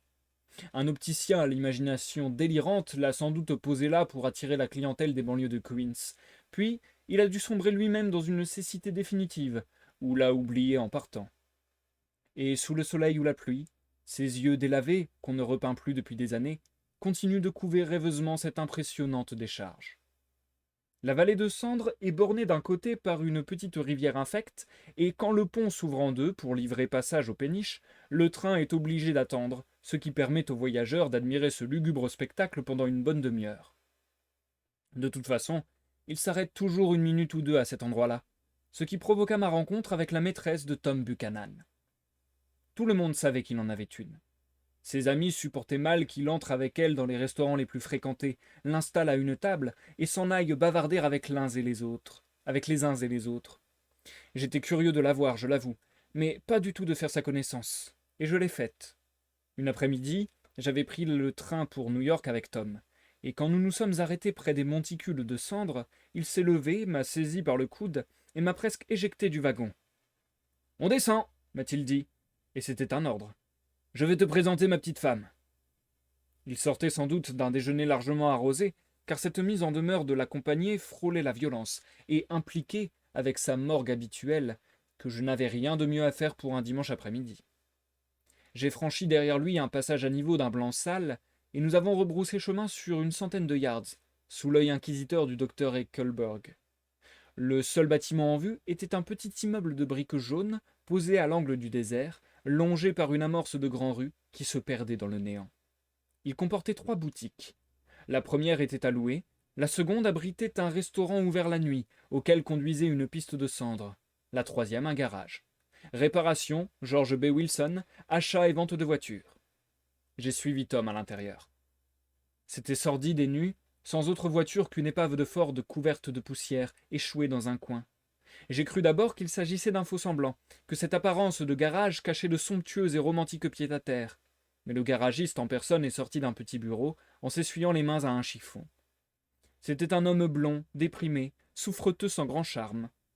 En nous apercevant, une lueur d'espoir un peu moite a traversé son regard bleu. « Hello, Wilson !» a dit Tom en lui tapant joyeusement sur l'épaule. Comment vont les affaires? Peux pas me plaindre, répondit Wilson, plutôt dubitatif. Alors, cette voiture, vous me la vendez quand? La semaine prochaine. Mon chauffeur y travaille.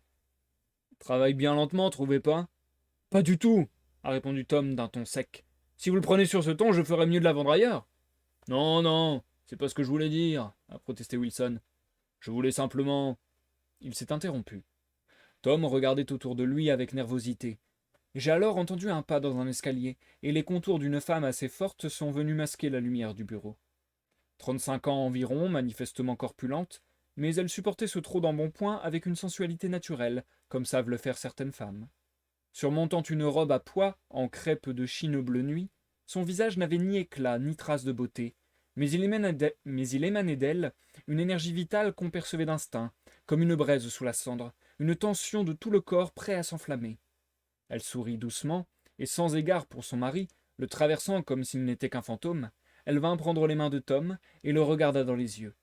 Puis elle passa la langue sur ses lèvres et, sans se retourner, dit à son mari d'une voix indolente, vulgaire. « Et des chaises pour s'asseoir, alors? Qu'est-ce que tu attends ?»« Voilà, voilà, » murmura Wilson avec empressement, et il regagna son bureau où il se fondit aussitôt dans le ciment gris des murs.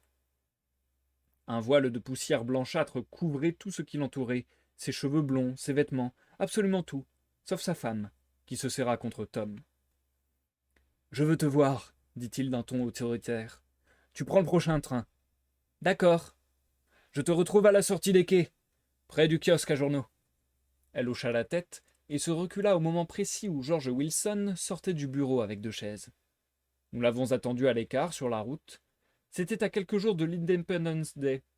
Un petit Italien, fragile et poussiéreux, installait des feux d'artifice le long de la voie ferrée. « Terrible endroit !» dit Tom, en échangeant un froncement de sourcils avec le docteur Eckelberg. « Sinistre. Ça lui fait du bien d'en sortir. » Le mari ne dit rien. « Wilson ? Il croit qu'elle va voir sa sœur à New York. Il est tellement nul qu'il ne sait même pas qu'il existe. » C'est ainsi que Tom Buchanan, sa petite femme et moi sommes allés ensemble à New York. Pas tout à fait ensemble, car Mrs. Wilson, par discrétion, voyagea dans un autre wagon, concession accordée par Tom aux Eastegeriens, ombrageux qui risquaient de prendre le même train. Elle s'était changée pour une robe de mousseline marron à ramages, qui se tendit à éclater sur le bel arrondi de ses hanches quand Tom l'aida à descendre de son wagon. Elle acheta au kiosque à journaux un exemplaire du Town Title et un magazine de cinéma, et au drugstore de la gare du Cold Cream et un petit flacon de parfum. Dans la longue galerie à colonnes, remplie d'échos assourdissants, où stationnent les taxis, elle en refusa 4, avant d'opter pour un bleu lavande à coussin gris clair tout neuf, et nous sortions déjà de la cohue des voyageurs pour rejoindre le grand soleil, lorsqu'elle tourna brusquement la tête vers la portière, puis tapa du poing contre la vitre du chauffeur. « Ces chiens-là, j'en veux un !» s'écria-t-elle. « J'en veux un pour l'appartement. C'est tellement merveilleux d'avoir ça, un chien !» Une rapide marche arrière nous mit à hauteur d'un vieil homme grisonnant, qui était la caricature de John D. Rockefeller. Dans une corbeille, qu'il portait autour du cou, gigotait une douzaine de chiots, au pédigré problématique. « De quelle race sont-ils » lui demanda-t-elle, comme il se penchait vers la portière. « Toutes les races. Laquelle souhaitez-vous, madame ?»« J'aimerais un genre chien policier. Vous n'avez pas ça, j'imagine. » Le vieil homme jeta sur sa corbeille un regard perplexe, y plongea la main, en sortit par la peau du cou une petite boule frétillante. « Ça n'a rien d'un chien policier, » dit Tom. « Pas exactement policier, » reconnut le vieil homme avec un soupçon de regret. « Plutôt un Airedale. » Il lui frotta le dos qui évoquait une serpillière brunâtre. « Touchez-moi cette fourrure. Ça, c'est de la fourrure. Un chien comme ça, vous êtes tranquille. Ça rumera jamais. » Mrs. Wilson semblait enthousiasmée. « Je le trouve si mignon. Il vaut combien ?»« Ce chien-là » L'homme le jaugea avec respect. « Ce chien-là, ça vaut largement $10. » L'Airedale, il était évident, malgré quelques poils blancs aux pattes, qu'un Airedale se trouvait compromis quelque part dans l'affaire, changea donc de main et atterrit dans le giron de Mrs. Wilson, qui caressa avec extase sa fourrure anti-rhume. « Fille ou garçon ?» demanda-t-elle avec tact. « Ce chien-là ?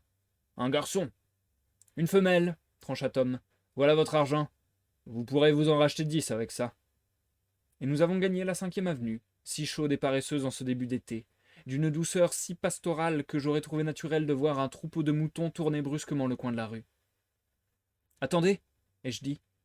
Je dois vous quitter là. Pas question, protesta Tom aussitôt. Si tu ne viens pas à l'appartement, tu vas blesser Myrtle. N'est-ce pas, Myrtle? Oh oui, venez, insista-t-elle. Je téléphonerai à ma sœur Catherine. Les gens qui s'y connaissent s'assurent que c'est une vraie beauté. J'aimerais beaucoup, mais... Mais le taxi continua, traversa Central Park en direction de l'ouest et s'arrêta dans la 158e rue, devant un immeuble genre gâteau de sucre, découpé en tranches verticales. Mrs. Wilson inspecta les environs avec l'œil d'une reine qui regagne enfin son royaume, prit son chien dans ses bras, ramassa ses autres emplettes et franchit le seuil, tête haute. « Je vais inviter les McKee, annonça-t-elle dans l'ascenseur, et bien sûr j'appellerai ma sœur. » L'appartement occupait le dernier étage, un petit living room, une petite salle à manger, une petite chambre avec salle de bain. Le living room regorgeait de meubles en tapisserie trop imposants pour lui, qui bloquaient jusqu'aux portes et, pour s'y déplacer, on se heurtait sans cesse à d'exquises jeunes femmes poussant l'escarpolette sous les frondaisons de Versailles. Une seule image au mur, la photographie, démesurément agrandie, d'une poule perchée sur un rocher flou. À première vue, du moins, car avec un peu de recul, la poule se changeait en bonnet, coiffant le visage d'une très vieille dame joufflue qui, du haut de son cadre, examinait la pièce. De vieux numéros du Town Title étaient empilés sur une petite table avec un exemplaire de Simon Coldpeter et divers magazines à scandale de Broadway. Mrs. Wilson s'occupa en priorité de son chien. Un liftier réticent consentit à lui procurer un carton avec de la paille et du lait, auquel il ajouta de sa propre initiative un paquet de biscuits pour chiens énormes et coriaces. Et l'un d'eux se désagrégea pendant toute la soirée dans une soucoupe de lait. Tom, de son côté, avait sorti une bouteille de whisky d'un secrétaire fermé à clé. Je n'ai été ivre que 2 fois dans ma vie, et comme la seconde est précisément ce jour-là, malgré le grand soleil qui inonda l'appartement jusqu'à près de 8 heures du soir, tout ce qui s'est passé me revient aujourd'hui dans une brume assez opaque. Assise sur les genoux de Tom, Mrs. Wilson téléphona d'abord à plusieurs personnes. Puis les cigarettes vinrent à manquer. Je descendis en acheter au drugstore du coin. Quand je suis remonté, ils avaient disparu. J'ai donc gagné sans bruit le living room, et j'ai lu un chapitre de Simon Coldpeter. Le texte devait être nul, ou l'alcool déformait tout, mais je n'ai pas compris un mot. Au moment où Tom et Myrtle, dès le premier vers nous nous sommes appelés Mrs. Wilson et moi par nos prénoms, faisaient leur réapparition, les invités sonnaient à la porte. Catherine, la sœur, était une jeune femme de 30 ans, longue et mince, très délurée, les 2 pieds sur terre, les cheveux d'un roux agressif, coupés ras sur la nuque, un teint que la poudre rendait laiteux. Elle s'était épilé les sourcils et les avait redessinés sous un angle plus provoquant, mais les efforts de la nature pour rejoindre l'ancien tracé donnaient à son visage quelque chose d'un peu flottant. On entendait cliqueter à chacun de ses gestes d'innombrables bracelets de terre cuite qui glissaient le long de ses bras. Elle arriva en terrain conquis et jeta sur le mobilier un tel regard de propriétaire que je crus qu'elle habitait là. Mais quand je posai la question, elle fut prise d'un fou rire nerveux, la répéta à haute voix et me répondit qu'elle vivait à l'hôtel avec une amie. Monsieur McKee était un homme incolore et efféminé, qui occupait l'appartement du dessous. Il venait tout juste de se raser, car une petite pointe de savon à barbe lui décorait la joue. Il salua chacun avec déférence, et m'apprit qu'il se consacrait à la création artistique. Je compris un peu plus tard qu'il était photographe et responsable du portrait, démesurément agrandi, de la mère de Mrs. Wilson, qui pendait au mur comme un ectoplasme. Sa femme était criarde, apathique, ravissante et atroce. Elle m'apprit avec fierté que, depuis leur mariage, son époux l'avait photographiée 127 fois.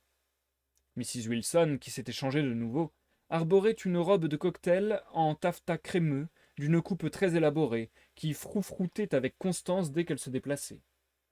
Au contact de cette robe, sa personnalité amorçait un certain changement, elle aussi. L'insolente vitalité qui m'avait tant frappé au garage faisait place peu à peu à une hauteur emphatique.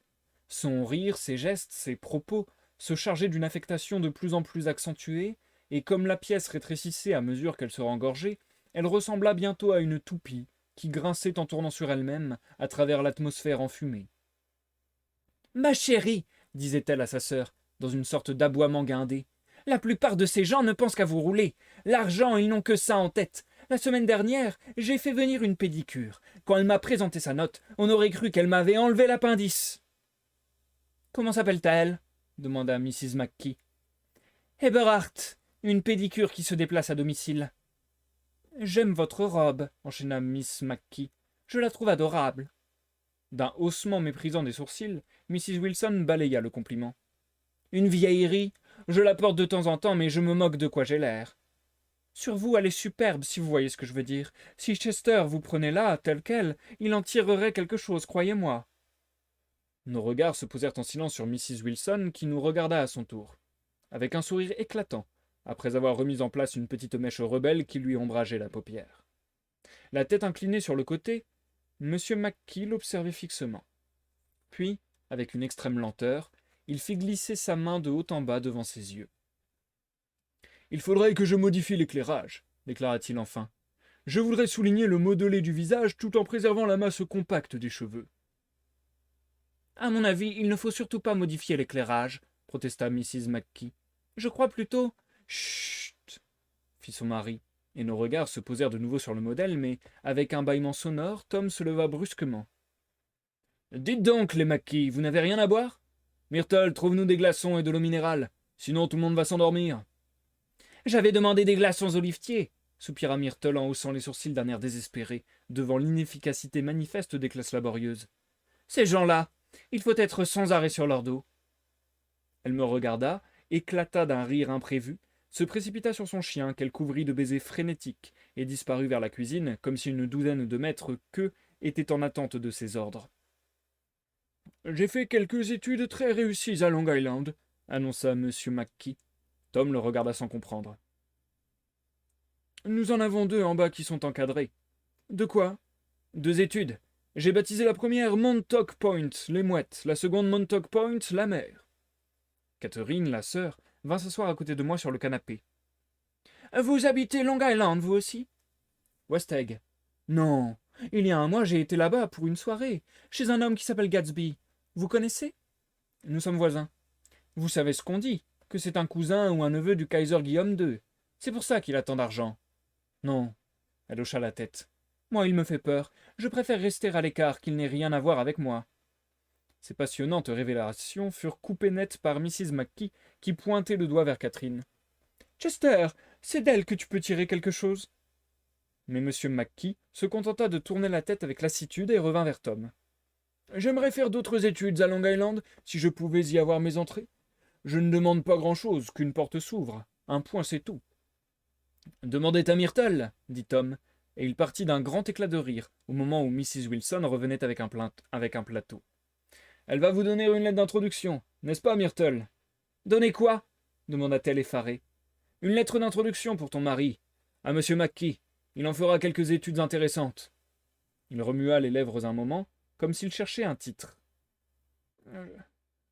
George B. Wilson et la pompe à essence, ou quelque chose comme ça. Ça devait pas être McKee qui disait ça, j'imagine. Je sais pas trop. Bah si, c'est peut-être McKee qui dit ça. On va dire que c'est McKee. Catherine se serra contre moi et me dit à l'oreille « Ils ne supportent ni l'un ni l'autre la personne qu'ils ont épousée. » Ni l'un ni l'autre? Quasiment pas. Elle regarda Myrtle, puis Tom. « Moi, je dis une chose. Pourquoi vivre avec quelqu'un qu'on ne supporte pas? Si j'étais eux, je divorcerais pour me remarier aussitôt. » Elle n'aime plus Wilson? La réponse inattendue vint directement de Mrs. Wilson, qui avait dû entendre ma question. Aussi brutale qu'obscène. « Qu'est-ce que je disais » s'écria Catherine triomphante, et baissant de nouveau la voix. « C'est sa femme à lui qui bloque tout. Elle est catholique et il refuse le divorce. » Comme Daisy n'était pas catholique, j'ai trouvé l'affabulation assez déplaisante. « Une fois mariés, enchaîna Catherine, ils iraient s'installer dans l'Ouest en attendant que les choses se tassent. Ce serait encore plus discret en Europe. « Oh, vous aimez l'Europe » dit-elle avec étonnement. « Je rentre de Monte-Carlo. »« Non, juste l'an dernier, j'y étais avec une amie. »« Pour longtemps ?»« Juste un aller-retour. On a débarqué à Marseille. En arrivant, on avait 1200 $. On nous les a barbotés au jeu en 2 jours, dans les salons particuliers. Pour rentrer, ça posait problème, croyez-moi. Bon Dieu, comme je hais cette ville. » Le ciel de cette fin d'après-midi prit un moment derrière les vitres la teinte bleu dorée de la Méditerranée. Puis la voix stridente de Mrs. McKee me rappela brutalement dans la pièce. « Moi aussi, j'ai failli commettre une erreur, expliquait-elle avec passion. J'étais pratiquement fiancé à un petit juif qui me courait après depuis des années, très inférieur à moi, et je le savais. Tout le monde me disait « Lucille, cet homme-là ne t'arrive pas à la cheville. » Si je n'avais pas rencontré Chester, il aurait fini par m'avoir. D'accord, d'accord, répondit Myrtle en hochant plusieurs fois la tête. Mais attention, vous ne l'avez pas épousé? Je sais que je ne l'ai pas épousé. Moi, je l'ai épousé, reconnut Myrtle comme si c'était incompréhensible. Voilà toute la différence entre vos histoires, entre votre histoire et la mienne. Pourquoi l'as-tu fait? Demanda Catherine. Personne ne t'y obligeait. Myrtle parut réfléchir. Parce que j'ai cru que c'était un gentleman, finit-elle par répondre. J'ai cru qu'il avait quelques notions de savoir-vivre, mais il n'est même pas digne de cirer mes chaussures. Tu étais folle de lui au début. Moi, folle de lui? S'écria Myrtle avec stupeur. Qui ose dire que j'étais folle de lui? Pas plus folle de lui que de cet homme-là? Elle pointa brusquement le doigt vers moi, et tout le monde me regarda comme si j'étais coupable. J'essayai d'expliquer par une mimique appropriée que je n'attendais d'elle aucun attachement affectif. La seule fois où j'ai été folle, c'est le jour où je l'ai épousée, ça oui. Je faisais une erreur et je le savais. Pour se marier, il a dû emprunter un costume à un ami, sans me le dire. Un matin, en son absence, l'ami en question est venu réclamer son costume. Oh, ai-je dit, il vous appartient, première nouvelle. Je le lui ai rendu quand même, et je me suis effondré sur le lit, en pleurant toutes les larmes de mon corps. Elle devrait le laisser tomber, me répéta Catherine. Ça fait 11 ans qu'ils vivent au-dessus du garage, et Tom est le premier joli cœur qu'elle s'offre. La bouteille de whisky, la seconde, passait sans cesse de main en main. Catherine seule s'abstenait, car elle se sentait mieux sans rien. Tom demanda au portier de nous faire livrer des sandwichs, ceux qui se présentent comme des repas complets. Je ne pensais qu'à m'évader, à gagner Central Park à pied, dans la douceur du crépuscule. Mais dès que j'essayais de me lever, j'étais de nouveau entraîné dans une discussion absurde, délirante, qui me retenait sur ma chaise comme si j'étais ligoté. J'imaginais l'alignement de nos fenêtres éclairées, suspendues au-dessus de la ville et qui devaient représenter pour l'observateur de passage, arrêté dans l'ombre des rues, un mystère d'existence, et je finissais par le voir, levant les yeux vers nous et s'interrogeant. J'étais avec lui dans la rue, avec eux dans la pièce, attirés et repoussés tout ensemble par la profusion de contrastes que vous offre la vie. Myrtle avait tiré sa chaise contre la mienne, et soudain son haleine brûlante déversa sur moi l'histoire de sa première rencontre avec Tom. C'était dans le train, les deux strapontins face à face qu'on occupe toujours en dernier.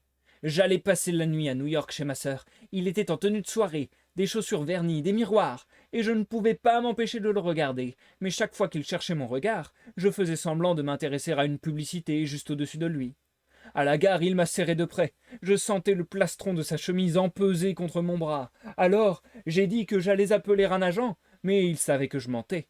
J'étais tellement bouleversé en montant dans le taxi avec lui que je ne savais même plus que je ne prenais pas le métro. Et j'avais cette phrase dans la tête qui tournait, qui n'arrêtait pas de tourner. On n'a qu'une vie, on n'a qu'une vie. Elle regarda Mrs. Mackie et éclata d'un grand rire affecté. Ma chérie, cria-t-elle, dès que j'enlève cette robe, je vous la donne. J'en achèterai une autre demain. Je dois faire une liste de tout ce qu'il me faut. Un massage, une nain défrisable, un collier pour mon chien, un de ces cendriers adorables, vous savez, avec un ressort sur lequel on appuie, une couronne mortuaire pour la tombe de ma mère, avec un nœud de ruban en soie noire qui doit tenir tout l'été. Je vais mettre cette liste par écrit, sinon j'oublierai la moitié de ce que j'ai à faire. Il était 9 heures, et presque aussitôt j'ai regardé ma montre et j'ai vu qu'il était 10 heures. Monsieur Mackie dormait dans un fauteuil, les poings sur les cuisses, comme s'il posait pour une étude d'homme d'action. Je pris mon mouchoir pour effacer la petite pointe de savon séché qui décorait sa joue et m'avait perturbé toute la soirée. Assis sur la table, le petit chien promenait son regard aveugle à travers la fumée et poussait de temps en temps une petite plainte étranglée. Les gens sortaient, rentraient, proposaient d'aller quelque part, se séparaient, cherchaient quelqu'un d'autre, le retrouvaient un peu plus loin. Vers minuit, Tom Buchanan et Mrs. Wilson, dressés l'un contre l'autre, discutaient âprement du point de savoir si Mrs. Wilson avait ou non le droit de prononcer le nom de Daisy. « Daisy, Daisy, Daisy, je le dirai quand j'en aurai envie. Daisy, D'un coup bien appliqué du tranchant de la main, Tom lui brisa le nez. 12 serviettes tachées de sang sur le carrelage de la salle de bain, cris de femmes scandalisées et planant au-dessus du tumulte de longs hurlements de douleur. Tiré de son petit somme, M. Mackie chancela vers la porte, l'air assommé. Il s'arrêta à mi-chemin pour contempler la scène. Sa femme et Catherine, consolantes et indignées, titubaient d'un meuble à l'autre, portant de quoi soulager la malheureuse créature, couchée sur le divan, qui saignait abondamment et s'efforçait de protéger ses fausses tapisseries versaillaises avec un vieil exemplaire du Town Title. Monsieur McKee fit enfin demi-tour et sortit. Je décrochai mon chapeau d'un candélabre pour le suivre. Déjeunons ensemble un de ces jours, me proposa-t-il pendant que nous plongions dans les hoquets de l'ascenseur. Où? N'importe où. Enlevez donc vos mains du levier de commande. Pardon. Enlevez donc vos mains du levier de commande, aboya le liftier. Pardonnez-moi, répondit McKee avec la plus grande dignité. J'ignorais que je le touchais. Et moi? D'accord, avec plaisir. Plus tard, je me trouve au pied de son lit, lui en sous-vêtements au milieu des draps, et il feuillette un impressionnant portfolio. La Belle et la Bête, Solitude, Vieux cheval de Labour, Brooklyn Bridge.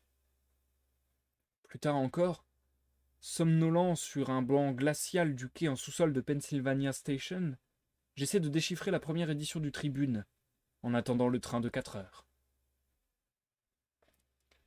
Et c'est la fin du chapitre 2, les amis. Ce sera donc également la fin de la lecture pour ce soir. Nous passons à l'outro du live. Très spécial ce chapitre et cette fin de chapitre. Je vais essayer de la relire vite def parce que ça m'étonne. Je trouve ça très intéressant, encore une fois, en technique en fait. Hein. En technique d'écriture, tout simplement, je trouve ça très intelligent. C'est une chose que j'ai déjà vue dans plusieurs textes par des auteurs différents. Et ils ont tous leurs variantes, bien entendu. Mais je trouve que là, il était 9 heures. Et presque aussitôt, j'ai regardé ma montre et j'ai vu qu'il était 10 heures. Je trouve que c'est très très bien, très très bien trouvé, très efficace. Et ça montre bien aussi la lassitude du narrateur. Et du coup, je trouve que ça nous plonge d'autant plus dans les sentiments du narrateur qui a l'air de subir et de souffrir un petit peu les scènes auxquelles il assiste, les discussions auxquelles il prend part, où tout le monde a l'air d'être un peu en représentation devant lui. Et apparemment, d'après lui, mais d'après moi aussi, des représentations pas forcément très très intéressantes, je dirais. Et oui, déjà, le temps passe vite, en effet. En effet, Zia et Sarah. On est à 1h42 de live. Et en fait, le truc, c'est que je préfère ne pas faire davantage parce que si je fais davantage, déjà, pour l'avoir fait par le passé, en fait, voilà, j'ai un rythme de croisière qui me semble être le plus optimisé que j'ai eu de ma vie, puisque vu que ça fait des années que je fais des lectures en live, eh bien, j'ai essayé plein de méthodes, on va dire. Et quand j'ai commencé, par exemple, je faisais des lives qui duraient plutôt 2h30, 3h. Et en fait, quand je le fais trop souvent, 2h30, 3h, ben, je me nique la gorge, je me nique les cordes vocales, je bafouille parce que du coup, c'est un travail de concentration aussi. Donc, je bafouille beaucoup plus, je comprends beaucoup moins ce que je lis. Là, par exemple, désolé si ça n'a pas toujours été hyper compréhensible. C'est vrai que les dialogues ont été un petit peu compliqués parce qu'il y avait pas mal de personnages différents qui s'interrompaient les uns les autres. Donc c'était pas évident pour moi de savoir toujours quelle voix adopter à quel moment. J'ai essayé d'être le plus fluide et le plus correct possible, mais il est possible que j'ai échangé une ou deux voix à certains moments.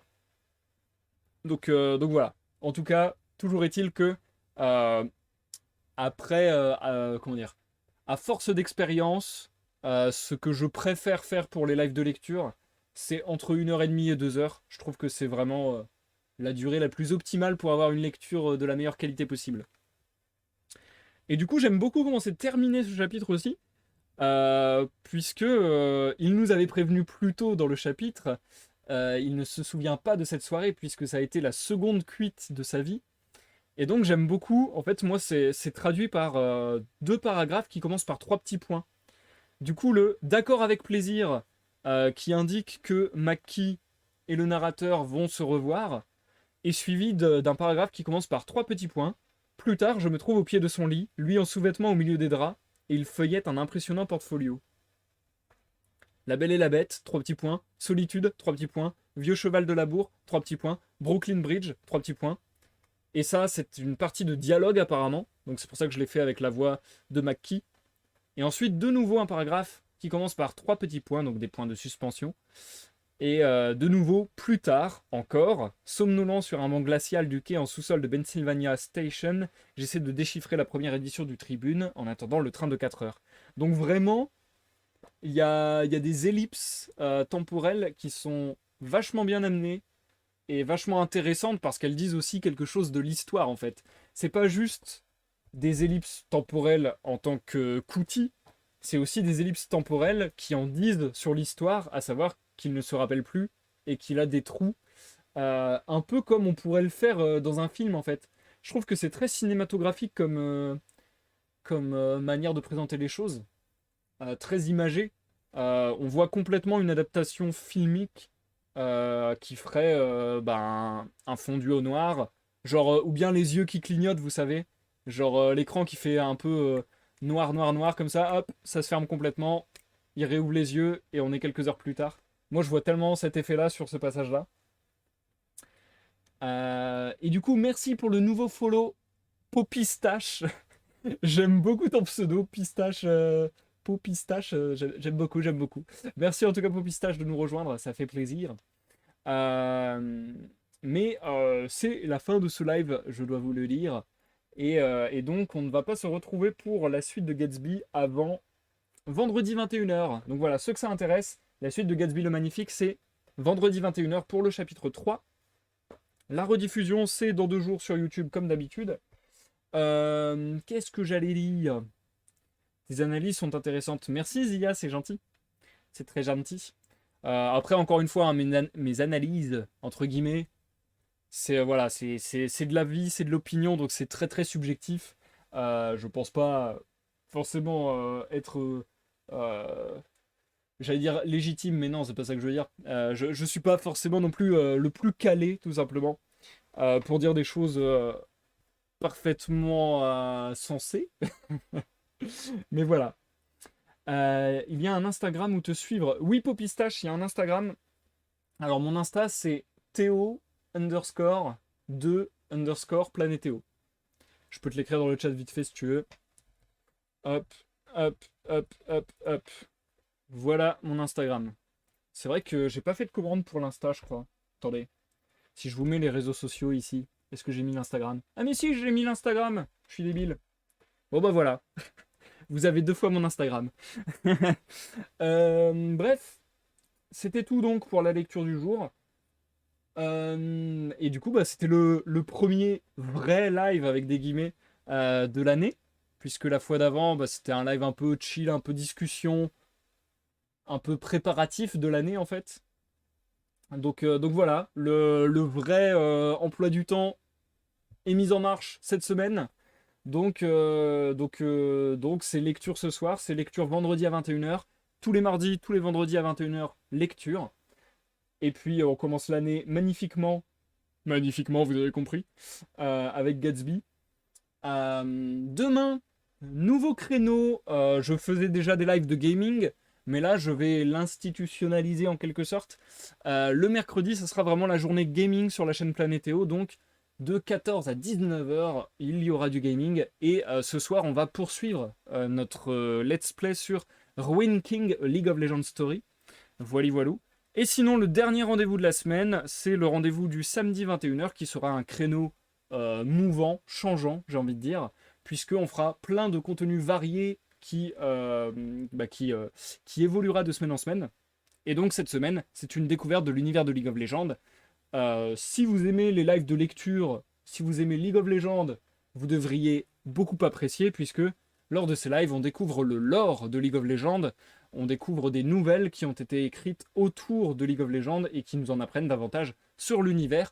Et franchement, beaucoup de ces nouvelles sont de bonne qualité et certaines même, je dirais, ont des grosses qualités littéraires carrément.